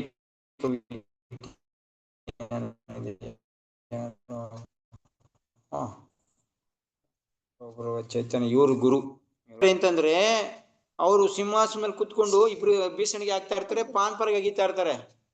ನಿತ್ಯಾನಂದ ಪ್ರಭುನ ಯಾರಾಗ ಒಬ್ರು ಕರ್ಕೊಂಡೋಗಿ, ನಿತ್ಯಾನಂದ ಪ್ರಭು ಏನ್ ಈ ವ್ಯಕ್ತಿನ ಹೋಗ್ಬಿಟ್ಟು ಇವ್ನು ಶುದ್ಧ ಭಕ್ತ ಅಂತ ಹೇಳ್ತಾ ಇದಾರಲ್ಲ, ಇವ್ರು ಕರ್ಕೊಂಬಂದವ್ರು ಅಂತ ಅಂದ್ಬಿಟ್ಟು ಹೋಗಿ ನೋಡ್ರೆ, ಯಾವಾಗ ಕೃಷ್ಣಂದು ಹಾಡು ಬರುತ್ತಲ್ಲ, ಕೃಷ್ಣಂದು ವಿಷಯ ಹೇಳಕ್ ಶುರುವಾಗಿದ ತಕ್ಷಣ ಏನ್ ಅವ್ರಿಗೆ ಫುಲ್ ಮಾಡಕ್ ಹೋಗಿ ಎಲ್ಲಾನು ಅವ್ರು ಇರತ್ತರಂತ ಐಶ್ವರ್ಯ ಇದ್ಮಾಗ್ಬಿಟ್ಟು ಜ್ಞಾನ ತಪ್ಪಿ ಬಿದ್ದೋಯ್ತಾರ ಅವರು. ಆತರ ಎಲ್ಲ ಪಾನ್ ಪರಾಗಲ್ಲ, ಎಲ್ಲ ಇದು ಪಾನ್ ಅಂದ್ರೆ ಇದು ಎಲೆ ಅಡಿಕೆ ಅದಾಗ್ತಾ ಇದ್ದಾರು. ಇನ್ ಭಕ್ತ ಆಗಿರೋನ್ ಯಾವ್ದೇ ಕಾರಣಕ್ಕೂ ಪಾನ್ ಹಾಕ್ಬಾರ್ದು. ನಿತ್ಯಾನಂದ ಪ್ರಭು ಇವನು ಏನಪ್ಪ ಪಾನ್ ಹಾಕ್ತಾ ಇದ್ದಾರೆ, ಎಲೆ ಅಡಿಕೆ ಹಾಕೋತಾ ಇದ್ದಾರೆ, ಅದು ಏನೋ ಐಶ್ವರ್ಯ ಸಿಂಹಾಸನ ಮೇಲೆ ಕೂತಾರೆ, ಸುತ್ತಮುತ್ತ ಬೀಸಣಿಗೆ ಬೀಸ್ತಾ ಇದಾರೆ ಎಲ್ಲಾರು. ಭಕ್ತ ಹಿಂಗೆ ಇರ್ತಾರೆ, ಸಾಧು ಹಂಗಿರ್ಬೇಕು. ಯಾವ್ದಾರ ಕಾವಿ ಬಟ್ಟೆ ಹಾಕೊಂಡು ಇದೆಲ್ಲ ಸ್ವಲ್ಪ ಮಣಿಕೊಂಡು ಪಣಿಕೊಂಡು ಏನು ಹಾಕೊಳ್ದಿರ ಫುಲ್ ಇರ್ಬೇಕು, ಗುಂಡೆ ಬಡ್ಸ್ಕೊಂಡು ಆತರ ಅನ್ಕೊಬಿಟ್ಟಿರ್ತಾರೆ. ಆದ್ರೆ ಎಲ್ಲೇನಾಗುತ್ತೆ, ಚೈತನ್ಯ ನಿತ್ಯಾನಂದ ಪ್ರಭು ನೋಡಿದ ತಕ್ಷಣ ಈ ವ್ಯಕ್ತಿನ ಅಂತ, ಯಾವಾಗ ಕೃಷ್ಣಂದು ಲೀಲೆದು ಹಾಡು ಬಂದಿದ ತಕ್ಷಣ ಅವ್ರದ್ದು ಏನು ವಿಕಾರ, ಅವರಲ್ಲಿ ಅಷ್ಟ ಸಾತ್ವಿಕ ವಾಹನ ವಿಕಾರ ಆಗ್ಬಿಡುತ್ತೆ ಅವ್ರ ಬೈಯಲ್ಲಿ. ಅದನ್ನ ನೋಡ್ಬಿಟ್ಟು ಅವ್ರು ಮೂರ್ಛೆ ಹೋಗಿದ್ದು, ಅವ್ರನ್ನ ಎಬ್ಬಿಸಕ್ಕೇನೆ ಒಂದು ಬಿಂದಿಗೆ ನೀರ್ ಬೇಕಾಗುತ್ತೆ ಅವ್ರಿಗೆ. ಸೊ ಆತರ ಅಂದ್ರೆ ಲೆಕ್ಕ ಮಾಡ್ಕೊಳ್ಳಿ, ಇಲ್ಲಿ ಐಶ್ವರ್ಯ ಇದ್ರೂ ಕೂಡ ಅನುಭವಿಸ್ತಾ ಇದ್ರು ಕೂಡ ಭಗವಂತ ಮೇಲೆ ಇರೋಂಥ ಪ್ರೀತಿ ಭಕ್ತಿ ಇದ್ರೆ ಇವ್ ಯಾವನ ಅವ್ರಿಗೆ ಎಫೆಕ್ಟ್ ಮಾಡಲ್ಲ, ಏನಾರ ಮಾಡ್ತಾ ಇರ್ಲಿ ಇವರು. ಅಫ್ಕೋರ್ಸ್ ಇವೆಲ್ಲ ಇವೆಲ್ಲ ಬಿಟ್ಬಿಟ್ಟೆ ಹೋಗ್ಬೇಕು, ಭಕ್ತಿ ಮಾಡಬೇಕು. ಆದ್ರೆ ರೇರ್ ಕೇಸಲ್ಲಿ ಹೇಳೋದು ಇದನ್ನ ಎಲ್ಲ. ಸೊ ಇರ್ಬೇಕಾಗಿರೋದು ನಮ್ಗೆ ಭಕ್ತಿ ಇರ್ಬೇಕು. ವ್ಯಕ್ತಿಯು ಸ್ತ್ರೀಯರ ಮತ್ತು ಸಂಪತ್ತಿನ ಸಂಪರ್ಕವಿದ್ದಾಗ ಚಂಚಲವನಾಗಿರುವುದೇನು ಸೋಜಿಗವಲ್ಲ. ನೋಡಿ, ಸಂಪರ್ಕವಿದ್ದಾಗ ಚಂಚಲನಾಗುವುದೇನು ಸೋಜಿಗ ಅಲ್ಲ. ಯಾಕೆಂದ್ರೆ ವ್ಯಕ್ತಿಗೆ ಇದು ಯಾಕೆ ಬಂದಿದೆ ಪ್ರಭುಪಾದ ಮೂಲ ಪಾಯಿಂಟ್ ಹೇಳ್ತಾರೆ ನೋಡಿ. ಏಕೆಂದ್ರೆ ಎಲ್ಲಾ ಜೀವಿಗಳು ಅನಾದಿ ಕಾಲದಿಂದಲೂ ಈ ಸುದೀರ್ಘ ಅವಧಿಯಲ್ಲಿ ಅಂತಹ ಸಂಗತಿಗಳೊಂದಿಗೆ ಸಹವಾಸ ಹೊಂದಿವೆ. ಇದನ್ನ ಅವಾಗವಾಗ ಹೇಳ್ತಾ ಇರ್ತೀನಿ ನಾನು. ನಾಲ್ಕು ಪಾಪಕರ್ಮದಲ್ಲಿ ಏನ್ ಬೇಕಾದ್ರೆ ಬಿಟ್ಬಿಡೋದು ಬೇಗ, ಆದ್ರೆ ಇದು ಸೆಕ್ಸ್ ಅನ್ನೋದು ಬೇಗ ಹೋಗೋದಿಲ್ಲ ನೋಡಿ. ನಾವು ಬಂದಿದ ತಕ್ಷಣ ಮಟನ್ ಬೇಗ ಬಿಟ್ಬಿಟ್ವಿ, ಏನೋ ಇದು ಜೂಜಾಡೋದು ಇರ್ಲಿ ಬಿಟ್ಬಿಟ್ವಿ. ಮತ್ತೆ ಇದು ಇದು ಬೇರೆ ಇದೆಲ್ಲ ಲಿಕ್ಕರ್ ಅದು ಇದು ಅಂತ ಇದು ಮಾಡಿತ್ತಲ್ಲ ಅದೆಲ್ಲ ಬಿಟ್ಬಿಟ್ವಿ. ಈಸಿಯಾಗಿ ಒಂದೊಂದು ದಿನಕ್ಕೆ 2 ದಿನಕ್ಕೆ ಬಿಟ್ಬಿಟ್ವಿ. ಸ್ತ್ರೀ ಸಂಘ ಮಾತ್ರ ಕೊನೆ ಅಪ್ ಟು ವರ್ಗೂ ಇದೇ ಇರುತ್ತೆ, ಇದೇನ್ ಮುಂದೆನೂ ಇರುತ್ತೆ. ಯಾಕಿದು, ಯಾಕೆ ಹಿಂಗಿದೆ? ರೂಪದಿಲ್ಲ ಅನ್ಸರಿ ಇದೆ ನೋಡಿ. ಅನಾದಿ ಕಾಲದಿಂದ ಪ್ರತಿ ಜನ್ಮದಲ್ಲೂ ಕೂಡ ಈ ಮೂರ್ನ ಮಾಡಿರಲ್ಲ ನಾವು ಜಾಸ್ತಿ. ಪ್ರಾಣಿಲಿ ಬಿಡಿ ಸೇರ್ತೀವೇನ್ರಿ, ಸಿಗರೇಟ್ ಸೇರ್ತೀವ, ಪಾನ್ ಪರಾಗ ಆಗುತ್ತ ಅದು? ಪ್ರಾಣಿ ಜನ್ಮಕ್ಕೆ ಹೋದಾಗ ನಾವು ಈ ಮೂರು ಮಾಡೇ ಇರಲ್ಲ, ಜೂಜಾಡುತ್ತಾ? ಆದ್ರೆ ಸಿ ಸಂಘ ಮಾತ್ರ ಮಾಡಿರುತ್ತೆ. ಎಲ್ಲ ಪ್ರಾಣಿಲಿ ಇರ್ತಿದ್ದು, ಪ್ರತಿ ಜನ್ಮದಲ್ಲೂ ಇರುತ್ತೆ ಇದು.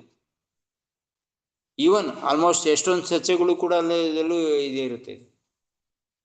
ಸೊ ಇಂಥದ್ದು ಅದಕ್ಕೆ ಅನಾದಿ ಕಾಲದಿಂದ ಇದು ಬೆಳ್ಕೊಂಬಂದಿರೋದಕ್ಕೆ ಇದು ಹೋಗಲ್ಲ. ಪ್ರಭುಪಾದ ಹೇಳ್ತೇನೆ ನೋಡಿ ನೆಕ್ಸ್ಟ್,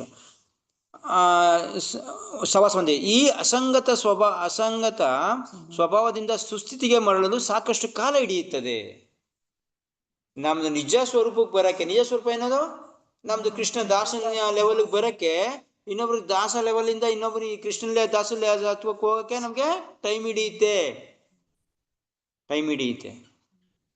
ಆದರೆ ಭಗವಂತನ ಮಹಿಮೆಯನ್ನು ಶ್ರವಣ ಮಾಡಲು ಪ್ರಭುಪಾದಿಗೆ ಟೈಮ್ ಹಿಡಿಯುತ್ತೆ ಕರೆಕ್ಟ್. ಸುಮ್ಮನೆ ಕೂತಿದ್ರಾಗಲ್ಲ, ಏನ್ ಮಾಡ್ಬೇಕು?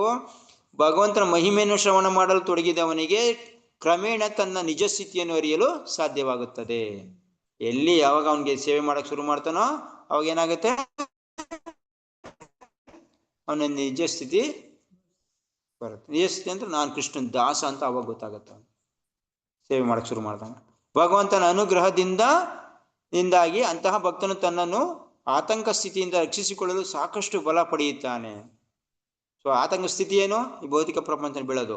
ಅಂಥದ್ರಿಂದ ಭಕ್ತ ಅವನು ಅದರಿಂದ ಬಚಾವಾಗಕ್ಕೆ ಭಗವಂತನಿಂದ ಅನುಗ್ರಹ ಪಡಿತಾನೆ, ಇದರಿಂದ ಈ ತರ ಅವನಿಗೆ ಆಗೋದು ಇದೆ. ಯಾವಾಗ? ಶೃಣತಾಂ ಸುಖತಾಂ ಕೃಷ್ಣಂದು ಶ್ರವಣ ಮಾಡೋದ್ರಿಂದ, ಕೃಷ್ಣನ್ ಕಥೆ ಕೇಳೋದ್ರಿಂದ ಆಗಂತದ್ದು ಇದು. ಒಬ್ಬ ವ್ಯಕ್ತಿಗೆ ಏನ್ ಬೇಕಾರೆ ಸದಿಸ್ಬೋದು. ಕೃಷ್ಣನ್ ಕತೆ ಗಮನ ಇಟ್ಟು ಕೇಳಿದಾಗ, ಪ್ರತಿನಿತ್ಯ ನನಗೆ ಭಗವಂತನ ಕತೆ ಎಷ್ಟೊತ್ತಿಗೆ 8:30 ಆಗುತ್ತೋ ಗಂಟೆ ಹೊಡೆದಂಗೆ ತಗ ಕೂತಿದ್ದಾಗ, ಅದಕ್ಕಿಂತ ಮುಂಚೆ ಎಲ್ಲಾನು ಬಿಟ್ಟು ಕೂತ್ಕೊಂಡ್ರೆ, ಅಯ್ಯೋ ಇಲ್ಲಪ್ಪ ಕೃಷ್ಣನ್ ಕತೆ ಕೇಳ್ಬೇಕು ಅಂತ ಕೂತ್ಕೊಂಡ್ರೆ ಗ್ಯಾರಂಟಿ ಆಗುತ್ತೆ ಕಾಲಕ್ಕೆ. ಬೇಕಾದ್ರೆ ಇದನ್ನ ಟೆಸ್ಟ್ ಮಾಡ್ಬಿಡಿ, 1 ವರ್ಷ ಟೆಸ್ಟ್ ಮಾಡಿ. ನಾನು ಅದನ್ನೇ ಹೇಳ್ತಾ ಇದ್ದೀನಿ, ಅವಾಗಿಂದ ಕಾಲದಿಂದ ಜನವರಿ 1ರಿಂದ ಶುರು ಮಾಡಿದ್ದೀನಿ ಅಂತ ಇಟ್ಕೊಳ್ಳಿ. 1 ವರ್ಷ ನೀವು ಟ್ರೈ ಮಾಡಿ. ನಿದ್ದೆ ಮಾಡಿದ್ರೆ ನಾನು ಕತೆ ಕೇಳ್ತೀನಿ ಅಂತ, ಆಮೇಲೆ 1 ವರ್ಷ ಆದ್ಮೇಲೆ ಯೋಚನೆ ಮಾಡಿ ನಿದ್ದೆ ಬಂದ್ರೆ ಕೇಳಿದ್ನೇ ಕೇಳಿ ಪರವಾಗಿಲ್ಲ. ಈ ಶೃಣತಾಂಶ ಕಥಾ ಇದನ್ನೇ ಕೇಳ್ತಾ ಇರಿ. ಯಾಕೆಂದ್ರೆ ಪ್ರತಿಪದ ಪೂರ್ಣಾಮೃತ ಸ್ವಾದಾನ, ಪ್ರತಿಪದಲ್ಲೂ ಪೂರ್ಣಾಮೃತ ಇದೆ. ಅಮೃತ ಕುಡಿಬೇಕು ಯಾಕಪ್ಪ ನಮ್ಗೆ? ಸಾವನ್ ಪ್ರಶ್ನೆ ಇದ್ದಿರ್ಬೇಕು ತಾನೆ. ಅಮೃತ ಕುಡಿತಾ ಇದ್ಮೇಲೆ ಸಾವನ್ ಪ್ರಶ್ನೆ ಏನಿಗೆ ಗೊತ್ತಿಲ್ಲಿ? ಸಾವು ಅಂದ್ರೆ ಏನು? ಸಾವು ಅಂದ್ರೆ ನನಗೆ ಭಗವಂತಂದು ಪ್ರಜ್ಞೆ ಇಲ್ದರೆ ಸಾವು. ಕತೆ ಇಲ್ದಿರೋ ಟೈಮೇ ನಮ್ಗೆ ಸಾವು ಅಂತ ತಿಳ್ಕೊಳ್ಳಿ.